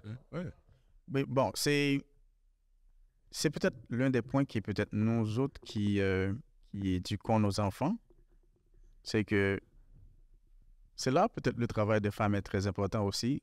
C'est que les rôles ont été très, très mal attribués dans la société. Ça fait beaucoup de temps et qui fait que, en général, chez les hommes, nous voyons les signes d'émotion comme des faiblesses. Et puis, lorsqu'on ressent nos émotions et lorsqu'on ressent nos détresses, nos stress, et on a peur de l'exprimer parce qu'on va nous étiqueter peut-être des faibles, des efféminés, etc. Ça, c'est le poids de la façon dont la société, oui, la socialisation a été faite. Maintenant, il y a comme une sorte de conscientisation qui est en train de se faire pour montrer que nous sommes des humains et nous avons des faiblesses. Comme tout le monde, nous pouvons avoir de... Moi, je dis que le stress a une double face, par exemple. Il y a le face positif et le face négatif. Aussitôt que vous vous trouvez devant un défi, un challenge, quelque chose qui vous préoccupe, par exemple, vous êtes entrepreneur, vous avez des objectifs à atteindre. Moi, je suis professionnel, j'ai une clientèle, des usagers à servir. Donc, je dois non seulement au niveau de la quantité, mais au niveau de la qualité, je dois faire cet équilibre. Donc, ça, ce sont des défis. Vous avez, par exemple, des employés sur votre responsabilité que vous devez comme avoir beaucoup de performances, à trouver des bénéfices ou des profits ou bien de résultats. Ça, ce sont des défis qui provoquent du stress. Ça, c'est l'aspect positif. Mais l'aspect négatif du stress, c'est lorsque ça nous paralyse. La peur paralyse, l'angoisse paralyse. C'est lorsque ça nous paralyse, ça nous empêche de faire sortir nos pleins potentiels. C'est à cela ça pose problème. Et aussi, le fait que des fois, nous ne sommes pas conscients des poids du stress ou bien des défis de la société, de la famille, etc., et que nous sentons que nous sommes normaux. Donc, il y a ce qu'on appelle des relations psychosomatiques. C'est que le corps est en relation avec l'esprit, avec le mental. Donc, si le mental va mal et que le corps ne le sent pas, donc, si ça persiste, ça va automatiquement provoquer des problèmes au niveau du corps. Et de même aussi, le corps peut avoir des difficultés Et c'est pourquoi les gens, par exemple, je vais vous donner un exemple très simple. Ça peut arriver qu'un jour, vous vous sentez fiévreux. Par exemple, vous avez de la fièvre. Et vous dites, où est-ce que j'ai trouvé cette fièvre? Pourtant, c'est le corps c'est une réponse que le corps donne. Le corps réagit. Le corps réagit. Donc ça veut dire, de toute façon, vous allez coucher un peu. Mais si vous ne sentez rien et puis le corps fonctionne, et puis d'un coup, et puis vous allez trouver un jour couché, puis et vous allez vous sentir faible. Donc c'est pourquoi il est important de faire cet équilibre entre le mental et le corps, parce que c'est une harmonie. Donc si vous n'êtes pas conscient, c'est ce qu'il y a au moins dans votre entourage quelqu'un qui va vérifier ça, qui va trouver que c'est comme vous fonctionnez avec une vitesse tellement énorme, et donc il y a un problème. Donc ça dépasse la limite là. Donc, ça va. Mais comment faire cet équilibre-là? C'est beau ce que tu dis, c'est la théorie, mais ton mental avec ton corps, mais comment trouver l'équilibre? Comment travailler pour faire cet équilibre-là? Dans la société, tu sais, je ne dis pas que c'est impossible, mais dans la société qu'on vit, comme je te dis, je ne dis pas que c'est impossible, juste comment? C'est le temps. Le temps est très important. Pourquoi le temps? Parce que nous vivons dans une société capitaliste. Bon, nous avons des responsabilités financières et économiques. Nous avons des défis, l'éducation des enfants, etc. Donc, ça fait que nous sommes en course avec les choses. Donc, ça fait que nous ne prenons pas le temps pour nous autres. Moi, il y a ça ce qu'on appelle introspection, c'est-à-dire que c'est au moins dans une journée, il y a le sport, prenez un temps au moins pour réviser ce que vous faites. Les objectifs que vous vous donnez, regardez-les en face, et puis regardez-vous aussi en face pour vous dire que qu'est-ce qui ne fonctionne pas, qu'est-ce qui manque. Au moins 2-3 minutes ou 5 minutes dans la journée. Parce que si vous faites toutes vos journées sans prendre du temps pour vous-même, au moins pour réfléchir sur... Donc, parce qu'il y a des fois aussi les gens, peut-être si quelqu'un vous observe, peut-être par exemple le cas de Ralph, donc il y avait quelqu'un qui surveille sur lui, peut-être il ne savait même pas. Mais s'il n'y a personne qui surveille sur vous, donc c'est vous-même qui vous prenez pour cette décision. Mais c'est dur parce que moi je me rappelle, j'arrêtais pas de dire que j'étais dans mon tunnel noir. mais comment que je fais pour m'en sortir? Comment que je fais pour... Tu sais, c'est bien beau pour dire que je réfléchis à mes objectifs, je regarde, mais quand le stress t'envahit, là, tu vois un noir devant toi, là. Il n'y a pas de solution, là. Tu regardes à gauche, à droite, en haut, c'est noir, là. Comment on fait pour sortir de ça? C'est ça que moi, j'ai trouvé ça dur, m'en sortir. J'ai dû vraiment apprendre à être patient, puis tantôt, c'est là que tu l'as mentionné, d'accepter la situation. Mais ça a pris du temps, là. J'ai une question un peu pour vous tous. Tout le monde, on est rentré un peu deep dans le sujet. J'aimerais savoir un peu comment tout le monde a réussi à justement trouver leur propre truc à eux autres pour s'en sortir. Je pense qu'il y en a certains ici que je sais qui ont eu des légers, certains troubles mentaux ou qu'on dit deal avec la santé mentale. So, j'aimerais savoir comment vous avez trouvé vos propres trucs pour dealer avec ça, si c'est l'aide d'un psychologue ou autre. Qui veut commencer? Bon, moi, je vais commencer. Moi, c'est le psychologue. Parce que, comme je dis toujours, je vivais dans le déni. Puis, comme j'ai dit dès le départ, là, c'est inacceptable ou fou. Mais quand tu arrives au pied du mur, où à un moment donné, tu ne sais plus quoi faire, où que tu t'énerves juste parce que tu me regardes comme tu me regardes, là, le doigt dans les yeux, puis yo, je sais pas si monsieur.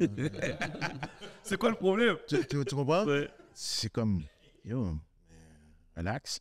Tu comprends? À un moment donné, mon psychiatre, là, il m'a déjà dit,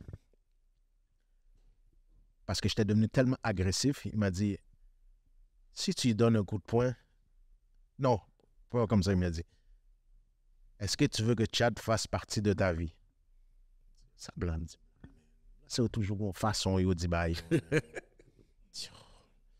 Je comprends pas ce que tu veux dire.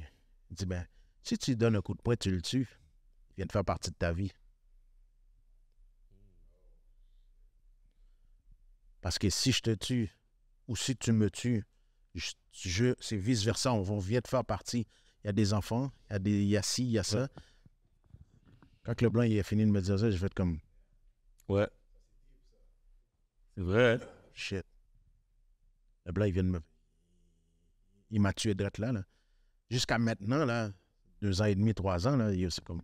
Shit. C'est resté là. C'est resté là. C'est-à-dire, il y a des fois, quand je sais que je vais m'énerver, si je te donne un mauvais coup de poing ou tu me donnes un mauvais coup de poing, on vient de faire partie de l'un ou de notre vie, les deux. Est-ce que ça vaut la peine? Tu ne veux pas sentir son dessous de bras, je comprends, c'est vrai. Tu comprends ce que je veux dire? Ouais, je comprends. Est-ce que ça vaut la peine? Mais il y a des fois, quand je m'énerve, c'est ça que c'est la première... Parce que ça Ton premier réflexe, tu penses à ça, là. Parce que c'est ça qui est resté dans ma tête. Yo, c'est comme... Wow. Puis depuis ce jour-là, il y a des fois que je m'énerve, je me dis, bye vague, non. C'est ça.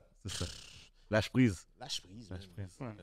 Puis il y a beaucoup de monde qui vont dire, OK, prends pas tes pilules, prends pas, yo, pilule, yo, ici, ça.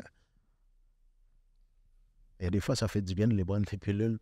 Parce que c'est ça qui change ton humeur. Ton humeur, ouais. Ton humeur. C'est ça qui fait que t'es comme... Si tu penses à t'énerver, ben, les pilules, ça te balance. Ça te balance. Parce que comme le psychiatre disait, là, ton humeur est débalancée. Toute ton affaire est débalancée. Il faut qu'on essaye de le ramener. Mais là, il y a des fois, je le vois, je dis, ben, pendant combien de temps je vais prendre ça? Ben, ça va dépendre. Ouais. En plus, il y a une manière de le prendre, tu augmentes la dose. Tu peux pas juste arrêter de le prendre comme ça. T'es malade? C'est compliqué, là. Il y a un processus en arrière. J'ai déjà arrêté. Sec? C'est parce que tu peux pas toujours. Tu peux pas toujours, mais tu n'acceptes quand même pas encore.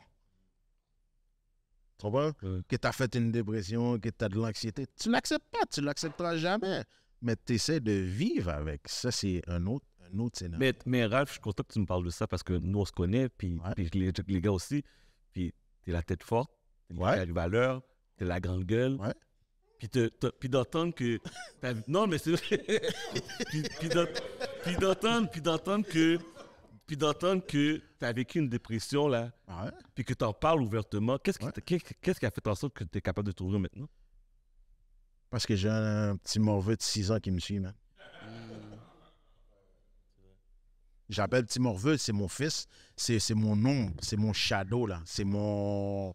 Yo, pam, côté monsieur bouger d'aime. il faut que tu brises le cercle. Le cercle doit être brisé. Moi, j'ai une question par rapport à ta réponse. Mais si des fois, tu es d'une façon, tu le vois pas, et puis tu élèves tes enfants de cette façon-là. Ouais. Mais c'est quoi l'élément déclencheur quand même qui tu t'es dit, shit, je vis ça, mon fils ne doit pas vivre ça. Ouais. Tu sais, là, c'est comme, il y a beaucoup de monde dans notre communauté qui ont vécu sans leur père, puis ils reproduisent la même chose, ou ils ne reproduisent pas la même chose. Qu'est-ce qui a fait ça? Qu'est-ce qui a fait ça? Bonne question. De te voir, là, de dire, shit, mon fils ne je peux pas élever mon fils dans l'état où je suis. Pour être franc, quand mon fils il pleure, ben, faut dire, le psychologue, là, il me donne beaucoup de haine, mon gars.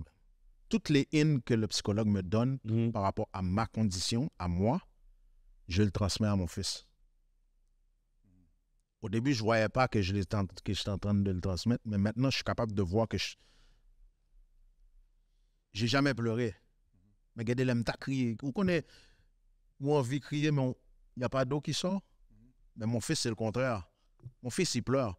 Mais je ne peux pas lui dire, yo, c'est fun de crier. Le psychologue, il me dit, yo, posez la question, pourquoi il pleure? Essaye de comprendre pourquoi il pleure. S'il donne la solution, s'il dit, papa, je pleure pour ça. Ah, OK. Tu as le droit de pleurer. C'est normal de pleurer, tu es un être humain. Je ne peux pas lui dire, yo, c'est fun de crier parce que c'est comme ça que j'ai été élevé. Non.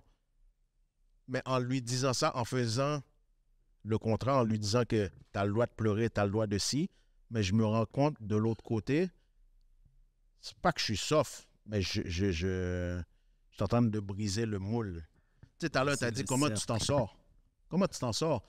Le psychologue m'a dit, je me suis bâti un mur de briques alentour de moi. Mais comment tu vas faire pour défaire ton mur de briques? Là, il va falloir que tu l'enlèves pièce par pièce, comme tu l'as monté, pièce par pièce. Ça veut dire pièce par pièce, ça va prendre du temps, mais tu vas finir par le démonter ton mur de briques. Mais j'aimerais savoir comment, parce que je connais d'autres qui ont vécu aussi certains problèmes, j'aimerais savoir les autres aussi comment vous avez surmonté vos propres problèmes. J'aimerais ça entendre Réul, moi. Bon, écoute, moi, il y a une période de ma vie, comme je ne vais pas mentir, comme j'étais vraiment down. C'est sûr que, tu sais, les gens, comme, il y a très peu de gens qui savent ça, mais comme moi, je pense que qu'est-ce qui m'a vraiment aidé, comme on disait au début, comme des fois, souvent, tu as des problèmes, mais tu ne te rends pas compte vraiment que tu as des problèmes. Comme pour toi, c'est OK, ça va passer. Écoute, ça a pris du temps, mais comme Jackson il disait tantôt, comme je pense que c'est le temps. Vraiment, pendant un bout de temps, je ne me rendais même pas compte, là, comme commencer à boire une bouteille de vin à tous les jours. Chaque jour, je buvais une bouteille au complet. Tu sais, pour moi, ça devenait normal que je banalisais ça.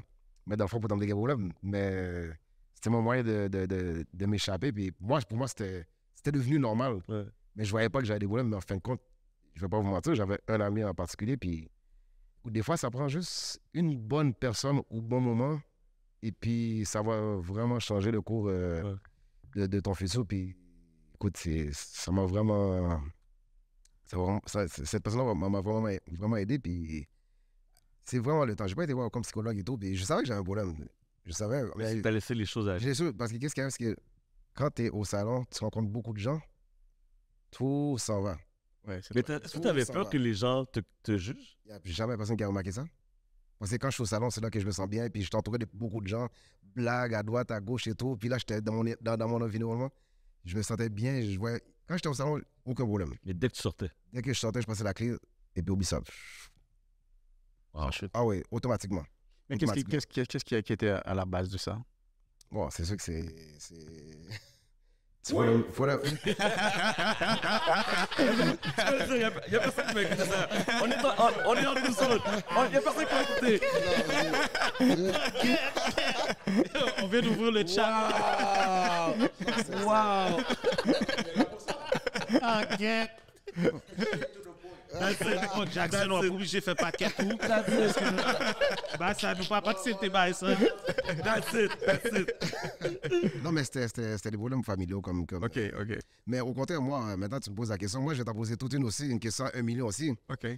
Et en tant qu'expert, quel est le problème le plus rencontré? Parce que j'ai comme l'impression que 95% des gens qui tombent en dépression c'est problème Familial. familiaux, femmes. Ben, ça, le 90%, on dirait que tous les gens qui tombent en dépression quasiment au salon, C'est à cause de c'est ça? toujours l'élément déclencheur. C'est toujours. C'est pas l'argent? L'argent, je pense, il vient en deuxième. OK. La... Ah ouais. Non, je pense qu'on dirait que la plupart des gens qui sont tombés en dépression, c'est problème ménageux, leur blond, les ALC. Ouais, toujours un problème de. Oui, mais moi, j'ai toujours pensé que c'est l'argent et effet boule de neige qui amène le problème. Non. Non? Moi, c'est vraiment toujours j'ai comme l'impression que 95%, c'est toujours la rupture. Je sais pas dans tes statistiques Bon, à toi. j'attends le point de vue des autres, mais après, moi-même, je vais essayer de voir. OK. Parce que moi, en tout cas, personnellement, comme chaque personne, quasiment comme à 95% que je vois qui me raconte leur problème De famille. femme, Femme. une rupture. C'est vraiment 95%, on disait que c'est un des gros éléments déclencheurs qui fait que les gens. Qu'est-ce qui a créé le problème de femmes? Ça peut être plusieurs choses. Non, mais ça peut être plusieurs. C'est pour ça que moi, je pense souvent c'est l'argent. Des fois, le monde ne le voit même pas. Hein. Non, mais. Tu peux avoir une facture, pour X ou Y raison, l'autre travaille plus, n'est pas là. Ouais. Ça, c'est une chicane, effet boule de neige, un va ailleurs, à cause de l'autre n'est pas là. Rupture, ça peut être beaucoup de choses. Ça peut être. Ça qu'on est ça peut rendu être- à toi, mon homme. Ouais. On est rendu à toi. Oh, c'est fort. C'est très fort. Steven, on t'entend. On t'écoute. Oui. Bon, moi, j'ai vu un psychologue une fois. Et puis, je me rappelle, c'était après mon divorce. Et puis, ça n'a pas cliqué du tout. Même, je suis la même pas comme toi, ça a cliqué, mais moi, dans ma tête, je me disais, qu'est-ce que je fais ici, man? Même, je disais, on dirait mon petit cousin m'a donné plus de conseils que le psychologue. Est-ce que tu es rentré en reculant quand tu as été la voir? C'est ça, là. Est-ce que quand tu as été la voir, est-ce que Oui. tu avais déjà une idée, tu as dit comme, Oui. qu'est-ce que je fais là, moi? Oui, qu'est-ce que je fais là? OK. Puis pourquoi ça a été dur pour moi, c'est l'échec. Je suis un gars qui il faut gagner. Puis pour moi, le plus gros échec, surtout quand tu as des enfants, c'est un divorce. Et on ne va pas se le cacher. Donc pour moi, ça a été un moment sombre de ma vie. Il y a du monde qui le savait. Mes amis proches le savaient. Puis je me disais, ce qui m'a aidé, c'est des amis proches. Puis quand je parle des amis proches, des vrais amis qui sont là depuis X temps, qui me connaissent, qui je suis, ils me voient de telle façon. Ils savent que ça va mal, mais c'est pas comme s'ils vont m'envahir. Mais ils étaient quand même là. Puis quand je te parle de ça, comment je passais ma frustration, c'est, je travaillais le jour, j'étais dormant la nuit, ma frustration passait sur les clients. Il arrivait quelque chose, pauvre toi, ça va mal. Fait que tu n'avais pas de patience du tout. Oh non, non. Fait qu'à cause, Non, la mèche était courte. La mèche était courte. C'est même pas une patience, mais des fois, c'était voulu même. Puis est-ce que tu t'en rendais compte? Oui. Oui.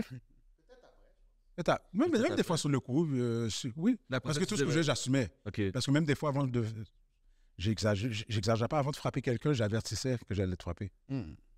Fait qu'avant de frapper quelqu'un quand tu étais dormant, Ouais, je disais que je m'avais foutre un coup de poing. Ouais, si tu me fais quelque chose, ben, tu sais qu'est-ce que tu viens de me dire, je ne le prends pas, puis il va arriver ça. Je l'avertis. Mais comment tu t'es rendu compte que c'était à cause de. Qu'est-ce qui s'était passé dans le passé? Parce qu'à un moment donné, c'est sûr que tu chill avec les doormen, mais quand il y a une grosse bataille, tu vois que les doormen, au lieu d'aller sur le client, c'est moi qu'on calme. Donc, tu te dis, OK, yo, pourquoi vous me calmez? Mais t'es comme un chien enragé. Puis à moi, tu te poses des questions, mais pourquoi t'es un chien enragé? Pourquoi t'es comme ça? Qu'est-ce que le gars t'a fait comme ça? Je comprends, t'assumes, mais qu'est-ce que la personne t'a fait comme ça? C'est une rage que t'as. Qu'est-ce qui va mal? Tu passes ta frustration. Qu'est-ce qu'il dit? C'est exactement ça. C'est pour ça que je t'ai dit que je serais curieux de voir les statistiques par rapport à ça. Aussi. Qu'est-ce que lui a vécu? C'est exactement ce que j'ai vécu. C'est pour ça que je te dis peut-être c'est l'argent, parce que qu'est-ce qui a fait? Je ne vais pas aller dans les détails, mais qu'est-ce qui a fait que mon divorce, je me suis divorcé? Il y a eu c'est un effet boule de neige aussi. Puis cet effet boule de neige-là, comme je le mentionne, où tu travailles le jour, tu as un bon salaire. Ah, là, tu travailles comme doorman, mais quoi, tu travailles doorman? Ah, ben parce qu'il y a tel bill, il faut payer. Alors, parce que tu veux. Là, quand tu es à l'extérieur, qu'est-ce que tu fais? Je ne me cache pas, tu es humain. Fait que là, tu es dans un environnement de nuit, qui est un environnement satanique. Il y a des femmes. Qu'est-ce que tu fais? C'est la suite. Donc, c'est l'effet boule de neige qui amène à certaines situations et après, tu exploses. Là, c'est quand même intéressant d'entendre les différents points de vue, la manière que les gars ont pu gérer ça. Puis la statistique, je serais bien content aussi de l'entendre. Vous êtes travailleur autonome ou entrepreneur. Kamagana Communication Entreprise Familiale est la solution pour propulser votre entreprise à un autre niveau. Service d'adjointe virtuelle, gestion des médias sociaux. Une seule adresse, kamaganacommunication.com. kamaganacommunication.com.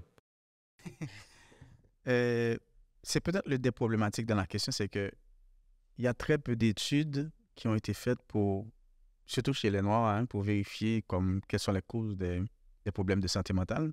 Mais il y a des observations qui ont été faites quand même pour voir, c'est que dans notre communauté, il y a vraiment de véritables problèmes familiaux, si je peux le dire comme ça au pluriel, c'est que il y a la question de stabilité dans les foyers.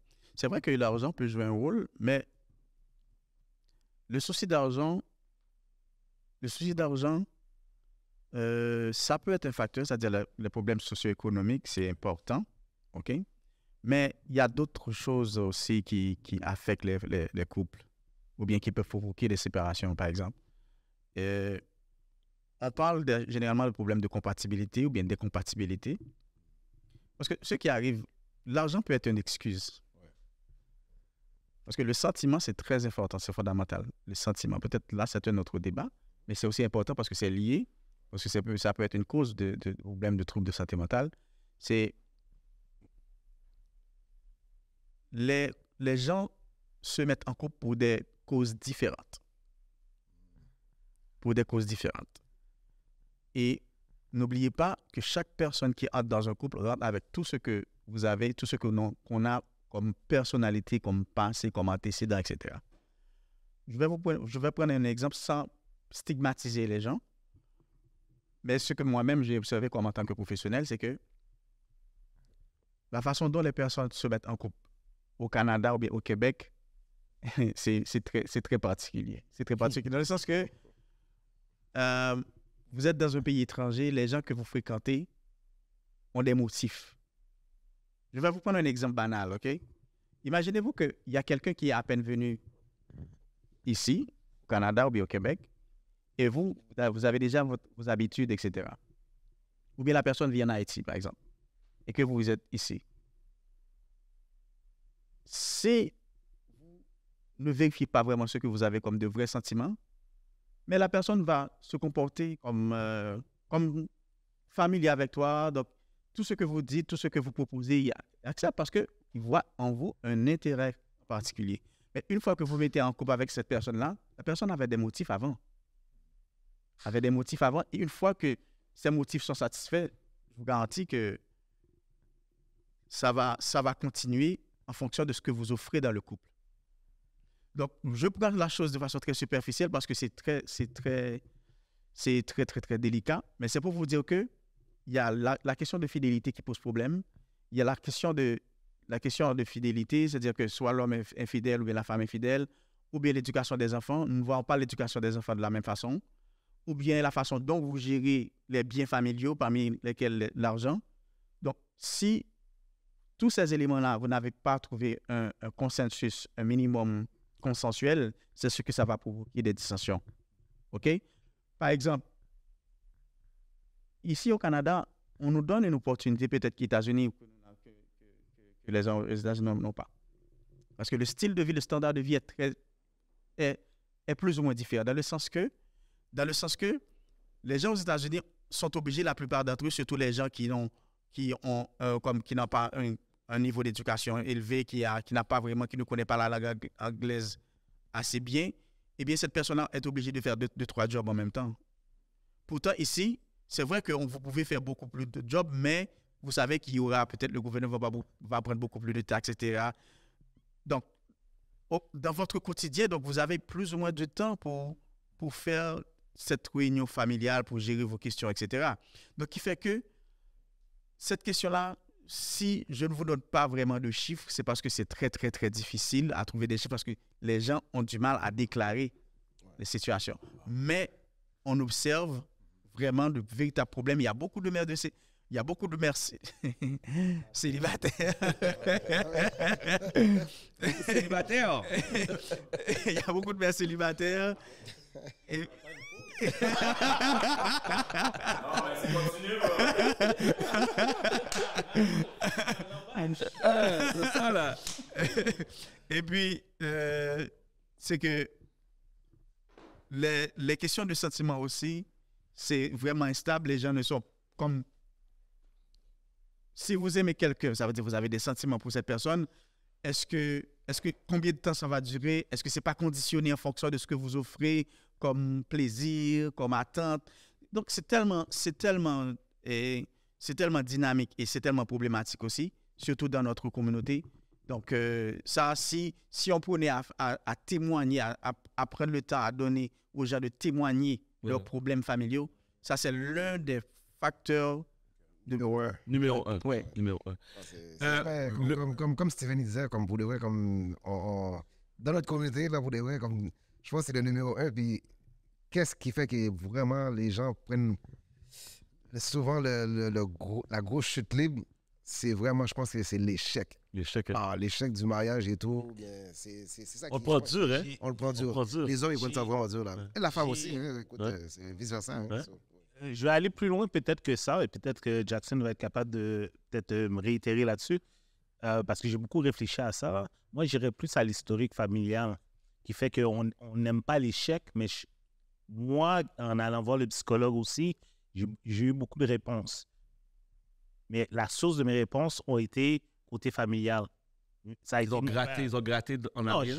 à un moment donné, le psychologue te pose des questions pour que tu les répondes toi-même. Ouais. Mes réponses ont été mon père ou ma mère, mais ça a été le concept familial, c'est la famille. Là. Ouais. Tout découle de la famille, de mon concept de famille et tout, mais peut-être le côté échec, moi, c'est la performance.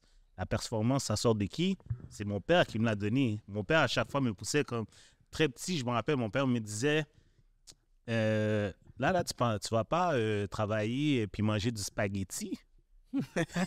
J'étais comme jeune, là, j'étais comme du spaghetti. Ouais. Mais de quoi qu'il me parle? Du spaghetti, c'est bon, là. Puis mon père, à chaque mois, là, il me le répétait, mais en même temps, il me montrait aussi le système. C'est-à-dire, regarde, c'est sûr qu'il comparait avec ma mère. Elle dit, regarde, ta mère, elle travaille pour une manufacture, elle n'a pas de briques ou les vacances ne sont pas payées. Les miennes sont payées. Et toujours en train de monter, mais en même temps, c'est que tu es en train de, comme disait Ralph, monter un soldat. Ouais. Que, OK, donc, ça, là, je suis déjà machinalement, puis je suis comme ça de nature, mais je suis déjà en train de faire des schèmes, des specs. OK, voilà où est-ce que je dois aller, voilà qu'est-ce que je peux pas accepter. Puis je rentre dans le concept de la performance, que éventuellement, qui a causé mon... tu l'as dit en plus. Tellement que je ne dis plus avec ce D'aller mot-là. voir le psychologue. Allez voir Ouais, le d'aller psychologue. voir le psychologue, mais non, tu dis là avec du... L'anxiété. l'anxiété. Le fameux mot. L'anxiété que tu connais pas. Moi, j'ai l'anxiété de performance. Que I was denying it. J'étais toujours en train de deny l'anxiété de performance. Mais chez nous, là, c'est serré, carré. Tout est carré. Il y a une cédule. Tout est carré pour pouvoir performer. Puis la journée que j'ai pas pu performer, que j'ai été... quand tu es dans le système et puis le racisme systémique, j'ai jamais dit que dans le système, il y a du racisme. Ouais. En tant que tel, j'ai toujours réussi à atteindre mes buts, peut-être trop. Et quand je les ai pas eus, là, et j'ai eu la conscience qu'il y a eu le racisme systémique, c'est à partir de tout là, c'est déraillé. Là. Puis tout est arrivé, là. Pour de vrai, je suis là en ce moment. C'est comme un miracle. Là. Mais j'ai eu la femme, le monétaire, l'armée, les parents. Quand tu reviens de voyage avec l'armée, tu as besoin d'un... Tu reviens avec un... C'est comme des loussés parce que si tu es parti 4 mois, tu reviens, tu vois que tu as manqué un 4 mois et tu es off un peu avec tes amis parce que c'est ça, tu vois que tu es... T'as tellement déconnecté. C'est ça, là. Faut que tu reconnectes là-dessus. Sauf fallait que je deal avec tout ça. Oublie ça, hein, j'étais dans les bas-fonds. Hein. Puis qu'est-ce que tu dis encore, le performance, c'est encore pire. Man. Parce que plus que tu montes en grade, surtout si tu es noir, plus que tu dois performer. Ah ouais? Oh, Ben oui. dude, Ben oui. faut que tu performes 2 fois plus, sinon si c'est pas 6 fois plus que le blanc qui fait la même job que toi. Et le problème, c'est que le plus que tu montes, t'as moins de mentors pour t'expliquer c'est quoi la game en Parce temps. qu'il n'y a pas beaucoup de noirs. Parce que moi, à un moment donné, j'ai beau... je suis rendu assez haut, je te dirais, là, mais ça m'a pris du temps. Hein. Et t'as eu des coups de bâton aussi, là. Oh! Ça n'a pas été facile. Hein? Ah ben oui. J'ai... Tu vois, quand on est... Pour pas ce que tu allais dire. Quand on était dans l'armée, les deux à la même unité, on était les deux tête chaude. Ils ne pouvaient même pas nous mettre ensemble. Mais toutes les autres disaient, ah, Nex n'a pas prêté, ah, Nex, 2-3 jours, il a quitté. Qui est encore là? Vous autres. C'est nous autres. Mais ça vient avec les conséquences que ça vient. Parce qu'il faut que tu performes.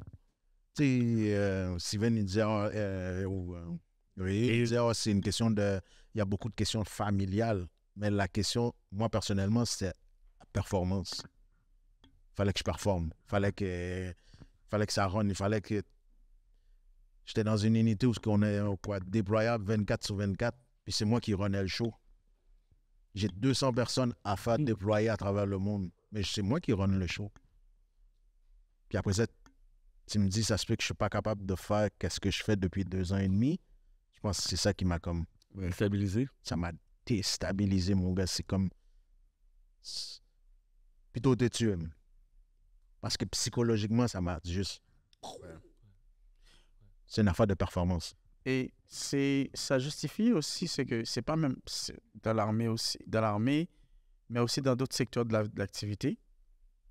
C'est qu'on trouve ces genres de situations où vous êtes obligé de doubler le standard. Parce que ce qui arrive, c'est que...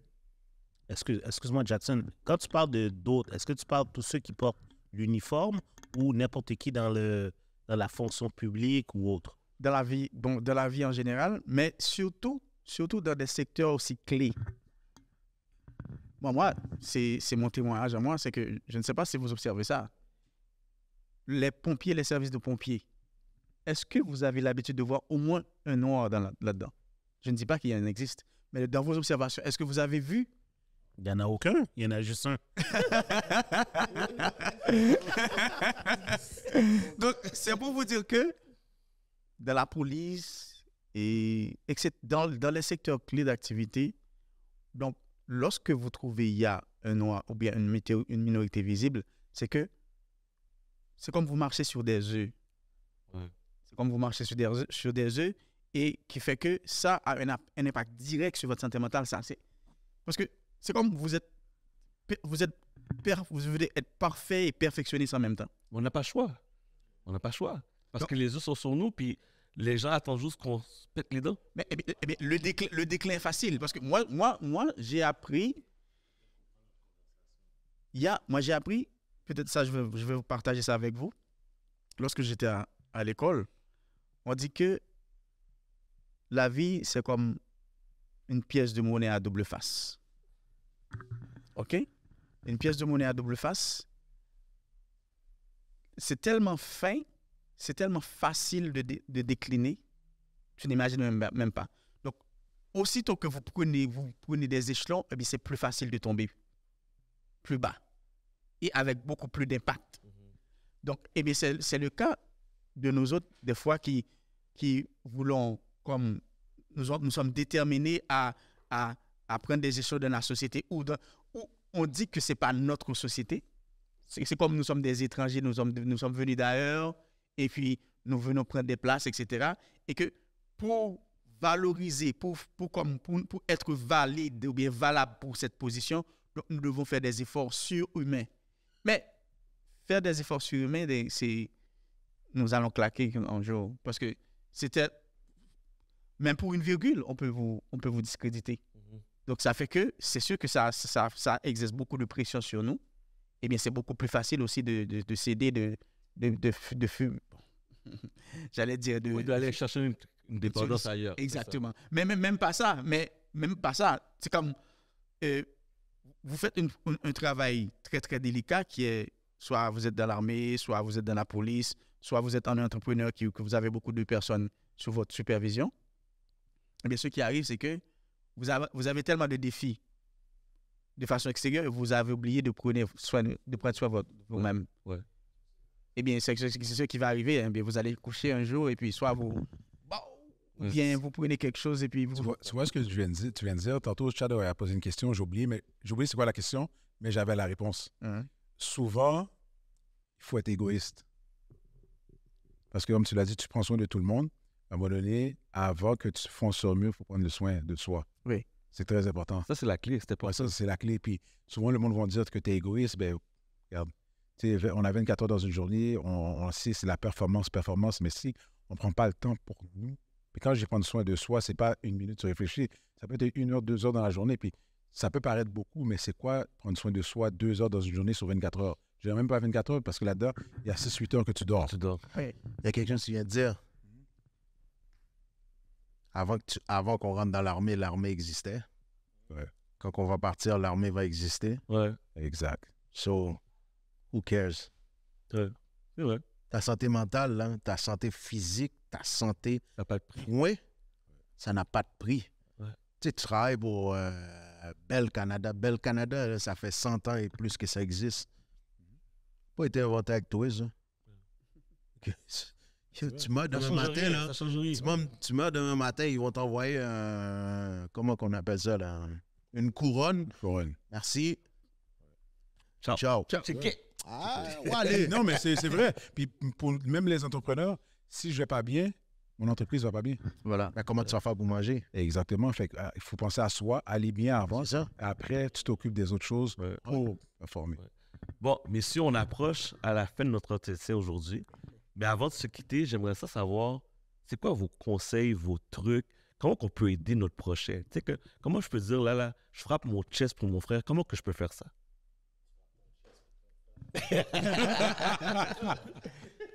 Ce serait quoi le conseil, là? Les gens qui écoutent, là, qui nous écoutent aujourd'hui, on a parlé de lâcher prise, on a parlé d'aller chercher de l'aide, on a parlé de parler à l'entour avec notre famille, on a parlé de prendre soin de nous, le fameux me time, on a parlé de toutes sortes de choses, mais qu'est-ce qu'on peut donner comme conseil aux gens? Ben, moi, écoute, comme tu sais, mon cher avec le public régulièrement, ça fait que moi, je pense que la meilleure façon, comme souvent, je pense que c'est ça la bonne. Comme souvent, les gens, ils ont souvent peur de parler avec le membre de leur famille. Comme, dans le fond, comme on dit toujours, comme nous, les Haïtiens, c'est tabou. Ouais. Que si tu racontes ça à quelqu'un, un membre de ta famille, ton père ou bien des vœux, comme s'ils sont dans la même maison que toi, tu vas en entendre parler à tous les jours. C'est que si c'est un ami au moins proche ou bien qui est vraiment... Tu sais, t'as toujours au moins un ami que tu peux faire confiance. Je pense que c'est toujours bien de s'évacuer avec un ami très, très proche, mais au moins une personne que tu fais confiance. Parce que je sais très bien que les Haïtiens, comme je te dis, comme si tu habites avec quelqu'un, avec tes parents, chaque jour après tout ça, et ça, tu l'as me sorti. Chaque jour, tu l'as me sorti. Tu sais, puis ça devient fatigant. C'est pour ça que souvent que les gens, ils n'en parlent pas à leur propre famille. Ça fait qu'ils préfèrent parler avec monde dehors. Ça fait qu'il vaut mieux vraiment avoir au moins une personne comme ami là, qui est vraiment un ami number one là, pour ça, là, d'après moi. Là. Je pense que c'est un très bon conseil. Là. OK. Ralph? Moi, je dirais, n'aie pas peur, n'aie pas honte. Parce que on pense toujours comme on dit, garçon pas crier, garçon pas ci, garçon pas ça. Ça, c'est 1800 bouts de bambou, là. On est en 2024. Tout, ça va pas bien, comme Cyril le disait. Ouvre ta bouche, dis-le. Comme Réel vient de dire, autant un ami, t'as quelqu'un. Il n'y a aucune... Si tu penses que tu es fier ou que tu es... Parce que tu ne le dis pas, c'est le contraire.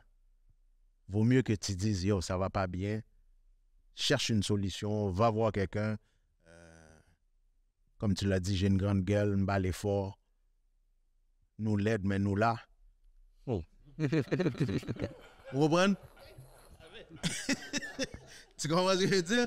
Mais j'ai pas honte de le dire. C'est ça qui est important. On est même toujours sur un, soit même son blague, mais c'est ça pareil. Mais j'adore parce que t'as ce côté-là, oui, t'as un côté grande gueule, mais puis je pense que nous, on se connaît pour se parler depuis longtemps. Tu prends toujours le temps de savoir quand même, t'as fini de blaster la personne, mais tu vas prendre le temps de savoir comment qu'elle va. Puis je pense, non, mais c'est vrai. Tu sais, on va pas se parler pendant des mois. Le premier appel, Raph va m'appeler, il va jouer ma tête au complet. Mais après ça, il va dire, bro, comment tu vas, man? Puis je pense que c'est ça. Ça, je tiens ça de mon père. Ouais. Mon père était toujours comme ça. Mon père, là, c'est... chapeau femme, Ouais. ça dit. Ça passe sur la bêtise. Comment va, yo? Dude, Ouais. saute sale, moi, là, avec une madame. Ouais. Mais la façon qu'il le demande, c'est comme, ouais, ça va, tu sais. Mais je le fais pas avec tout le monde parce que c'est pas tout le monde qui comprend ça. Ouais. Tu comprends? Tu le fais avec les gens qui sont vraiment près de toi, là. Qui sont près de moi, puis c'est du monde qui comprennent mon humeur ou Ouais. mon humour, je pourrais être. Puis c'est quelque chose qui est. C'est pas méchant. Le monde doit pas le monde doit comprendre ça parce que je le fais avec du monde que j'aime Oui. vraiment. Non, sélectif, tu choisis ton cercle. Exactement. Moi, des Steven, combien de fois je le ramasse dans une journée? Ça, c'est même pas croyable. Ah ouais, ça y est, ça qu'a fait. Là. Ouais. Nous poser. Ouais. Bon, qu'il a nous le bon film, il a nous le film.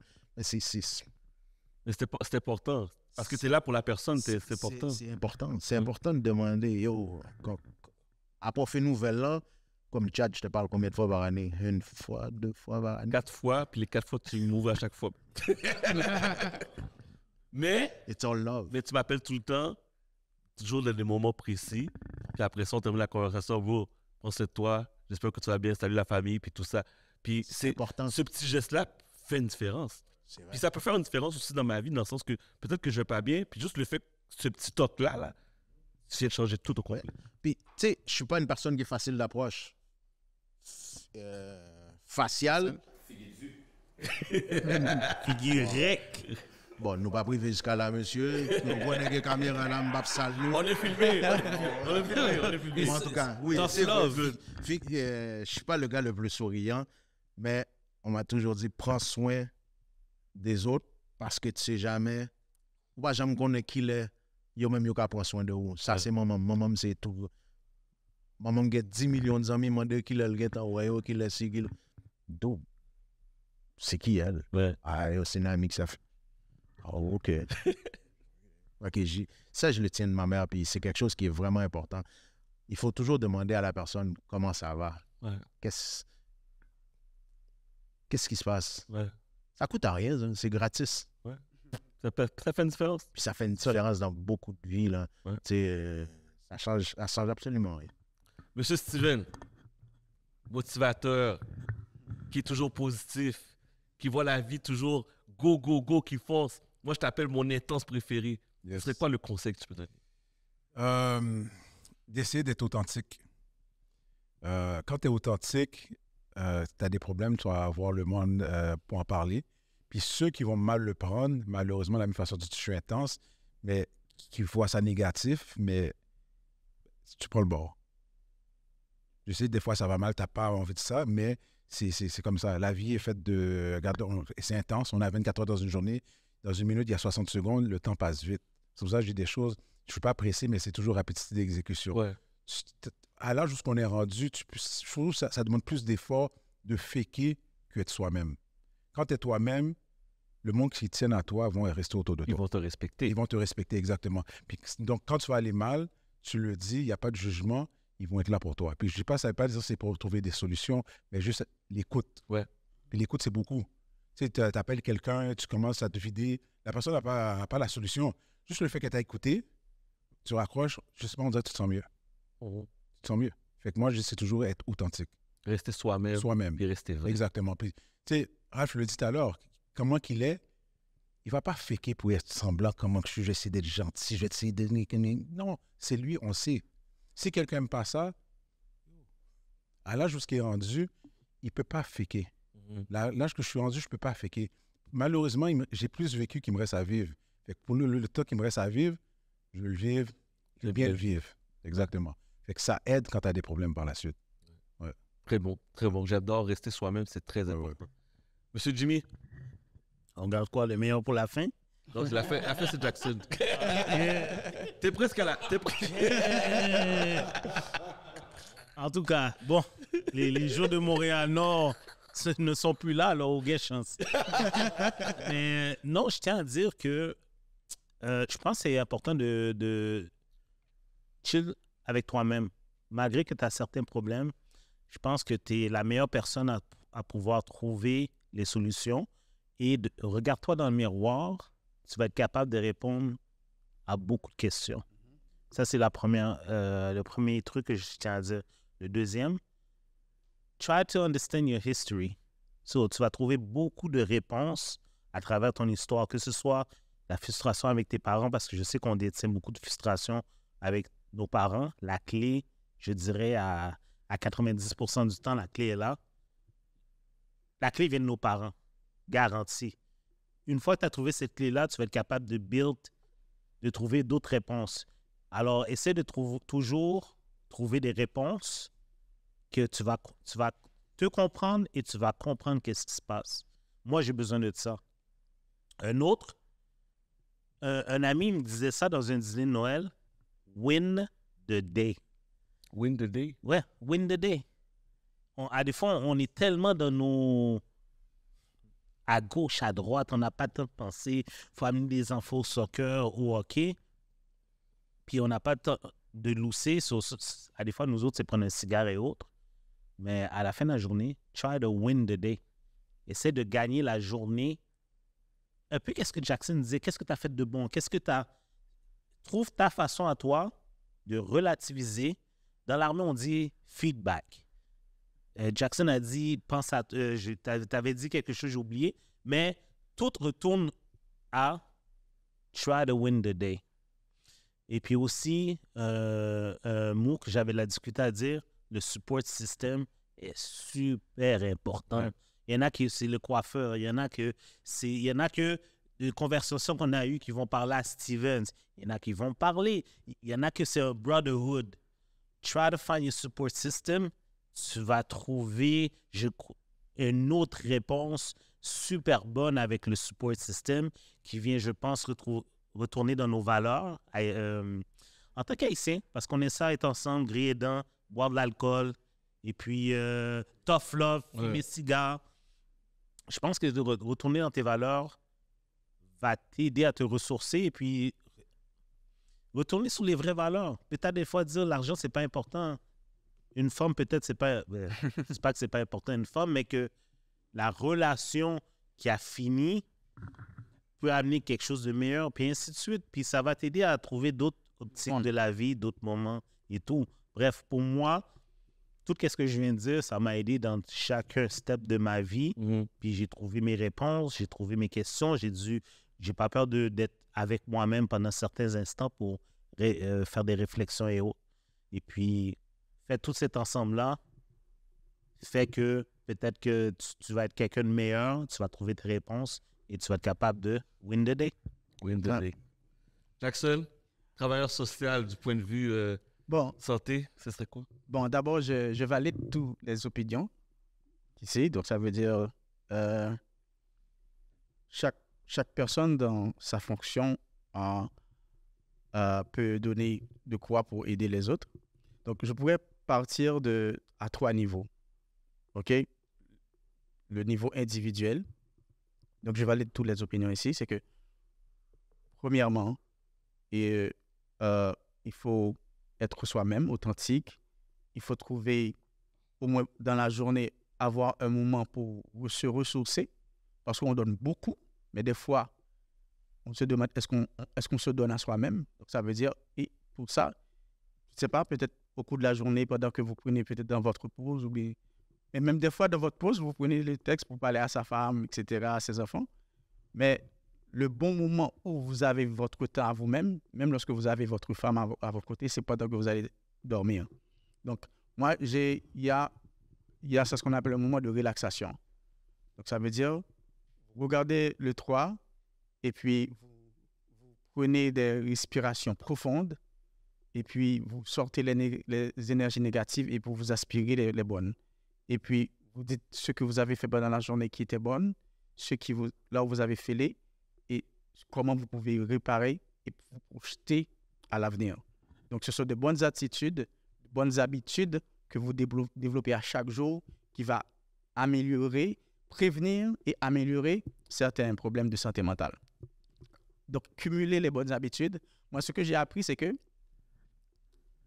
les mauvais comportements se transforment en habitudes et les mauvaises habitudes se transforment en vices. Et les vices sont beaucoup plus difficiles à changer.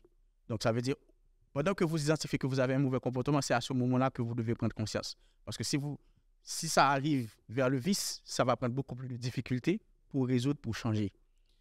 Eh bien, le contraire aussi, c'est bon. si vous avez de bonnes qualités, OK? Par exemple, être authentique, être gentil, même lorsque vous n'allez pas, parce qu'on dit l'extrême est extrêmement tout nuit. Donc, essayez justement d'être équilibré. OK, vous avez de bonnes habitudes, ça va transformer à des qualités et les qualités vont vous faire du bien à vous-même et aussi aux gens de votre entourage. À un deuxième niveau, c'est le niveau groupal et collectif. Ça veut dire, là, je vous garantis que vous avez beaucoup plus d'opportunités à résoudre certains problèmes entre vous que peut-être des gens qui sont dans l'isolement social. Et on a remarqué que l'isolement social, c'est l'un des facteurs de troubles de santé mentale. Parce que la personne, par exemple, surtout avec la période de COVID, on a vu que les problèmes de santé mentale ont beaucoup plus augmenté parce que ça isolait les gens chez eux, le télétravail, etc. Donc, ça veut dire, si vous avez l'opportunité d'avoir ce lien-là entre vous-même et peut-être les autres aussi qui nous écoutent. Donc ça, vous avez des groupes, vous avez des associations, OK? Donc, ça, ce sont je dirais, des ressources informelles qui peuvent aider. Lorsque je dis ressources informelles, c'est que vous n'êtes pas comme un groupe de support, etc., mais vous êtes des groupes d'amis, vous avez quelque chose qui vous lie, et ce qui vous lie peuvent vous permettre justement de trouver des solutions de vous-même. Donc, un verre, un cigare, etc., vous fumez, vous partagez ce que vous faites comme activité ou bien comme difficulté, ça vous aide. Et c'est ce qu'on appelle l'effet miroir. Donc, si vous avez, même lorsque le problème que vous avez n'est pas le mien, mais le fait que vous l'exprimez, je me trouve en toi. Et de même aussi, vous allez vous trouver comme le fait inverse va se faire et ça va nous permettre de faire ce qu'on appelle une solidarité. Et le troisième niveau, c'est le niveau, je dirais, sociétal ou collectif, c'est que c'est dans la communauté même. Bon, c'est vrai que vous pouvez ne pas avoir cet objectif, c'est que vous faites des actions sociales comme Mise Haïti, etc. Mais quand même, si par exemple, Chad qui fait le média, et peut-être l'entrepreneur ou bien l'armée, etc., par exemple, vous pouvez encourager des jeunes à entrer dans l'armée, par exemple. Parce que ce qui arrive, c'est ce tabou-là. Moi-même aussi, j'avais ce tabou-là. Je me demande combien de Noirs qui existent dans l'armée. C'est parce qu'il n'y a pas des gens qui encouragent les jeunes. Et c'est un moyen aussi d'éviter les mauvaises pratiques, les vols, la drogue, etc. Donc, vous pouvez encourager les jeunes à entrer dans l'armée. Vous pouvez encourager les jeunes à entrer dans des activités qui peuvent donner l'opportunité de se discipliner. Vous comprenez? Donc, et je vous garantis que notre communauté noire, bien haïtienne, a beaucoup de problèmes. Ça, on l'admet, mais vous qui avez l'opportunité, l'aura, donc vous pouvez comme participer avec les autres pour aider. Et le tout dernier niveau, c'est les aides c'est les ressources institutionnelles qui existent. Donc, je comprends que peut-être la peur existe, mais vous payez des taxes et ces taxes-là se transforment en services. Donc, les services, ça, c'est à vous. Donc, les services dans la communauté, c'est à vous parce que ce sont vos moyens qui produisent, qui reproduisent, qui multiplient ces services. Donc, vous avez droit à ces services.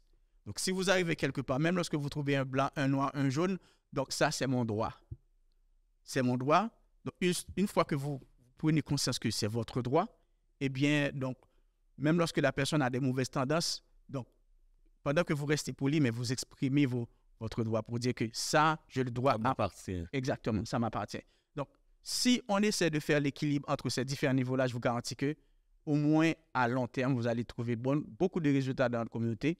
Et c'est sur ce mot que j'aimerais terminer. Et c'est pour vous remercier aussi de votre invitation. Et je vous garantis que, je ne sais pas, peut-être c'est très bon. Je peux dire que ça peut paraître un peu ponctuel, mais je pense que ça va avoir un impact important lorsque cette émission-là va être écoutée, réécoutée, et ça va aider beaucoup de personnes avec vos témoignages et aussi avec mes points de vue en tant que professionnel. Sur ces belles paroles, un gros merci. Merci à vous, messieurs. Merci. Merci pour votre ouverture. Merci pour votre collaboration. Je sais que... Oui. Merci, Jimmy, aussi spécialement. Oui. Chad, tu as posé la question à nous 5. Oui. On te pose la question à toi, avant de quitter. Bon, je sentais que... Non. Je sentais que tu allais me poser la question. Pour moi, qu'est-ce que je retiens, puis le conseil que je peux donner, je retiens beaucoup ton conseil, être soi-même. Pour moi, c'est important d'être soi-même puis d'accepter la condition. Souvent, on va rester puis on va dire non, ça ne m'appartient pas. Mais oui, tu as le droit à un échec. Oui, tu as le droit d'accepter un échec. Oui, tu as le droit en anglais, you can fail. Puis il faut que tu l'acceptes. Puis moi, c'est ça qui m'a aidé. Tant que longtemps que je ne l'avais pas accepté, je restais dans mon trou noir. Puis je m'entêtais dans ma tête que j'étais capable de passer au travers. Puis j'avais honte. Tu sais, je me rappelle, j'étais dans mon bureau, puis je fermais la porte, puis j'étais couché à terre, puis je pleurais parce que je n'étais pas game de passer à travers ça. Mais la journée que j'ai compris c'était quoi, la journée que j'ai accepté, j'ai commencé à m'ouvrir. Puis être soi-même, c'est la clé, puis d'accepter aussi. Puis n'ayez pas peur d'en parler.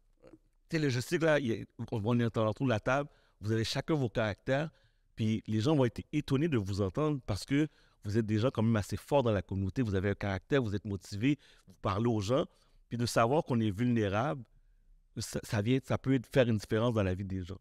Puis moi, c'est ça que je retiens beaucoup. N'ayez pas peur, puis là, tantôt, je parlais beaucoup avec toi, puis d'ouvrir nos sentiments, d'ouvrir vraiment, de dire « Hey, aujourd'hui, là, Steven, je vais pas bien, man. Je vais pas bien. Tu sais, je file pas aujourd'hui. Tu sais, puis pourquoi? » C'est ça. Je pense que ça peut faire une grosse différence dans la vie des gens. Good. Merci beaucoup, messieurs.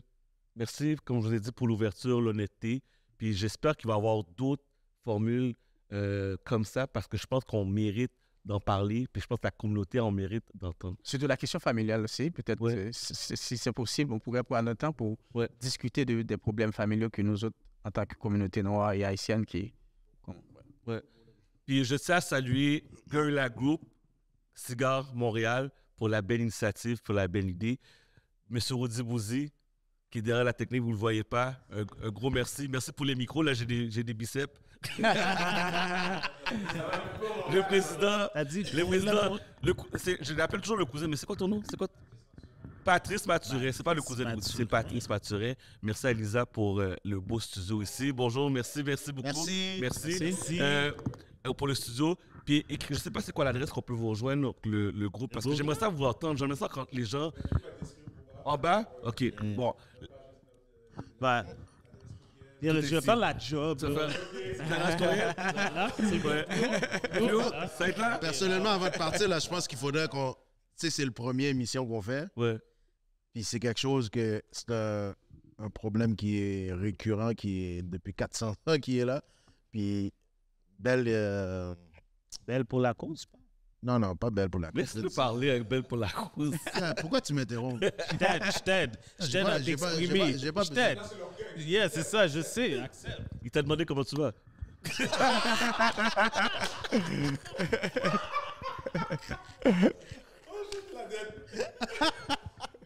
Ça avale, gros. Non, mais je veux dire, c'est quelque chose qui devrait être récurrent. Il faut commencer. Puis il faut continuer. Le premier est fait, on a brisé la glace, mais c'est quelque chose qui devrait être récurrent pour aider notre communauté. Et puis peut-être un jour aussi, bon, vous pouvez faire une émission pour qu'est-ce que l'armée canadienne, comment on peut faire pour aider les gens. Ça peut être un objet de discussion aussi. Oui, tout à fait. Ouais. Oui. Pourquoi tu me regardes? Ah, OK, je pensais que tu me regardais. Yo, Jimmy. Oui. Mais c'est les sujets, je pense que les réseaux, c'est juste ça, il faut en parler pour en discuter. Puis avant de partir, quelqu'un, j'ai oublié de remercier, parce que on va voir nos binettes, on va voir nos photos. Monsieur Ricardo Baron pour les photos. Il a déjà quitté. Bon, mais Ricardo Baron pour les photos. Puis, Boucher Divine aussi pour le petit goûter avant de débuter l'émission. Puis, en tout cas, bref, merci. Que Steven a tout mangé. Oui. Le nom du studio? Lisa, c'est quoi le nom du studio? LL Studio Lounge. OK? Donc, ils sont sur Instagram et tout. Donc, vous cherchez une place, vous allez checker LL Studio Lounge. Yes. OK? Belle Merci place. beaucoup. Très Merci. belle. Et qu'on se reparle à la prochaine. Merci. Yo, tu vas le faire fête là? Good job. Warm it up. Good job. C'est pareil.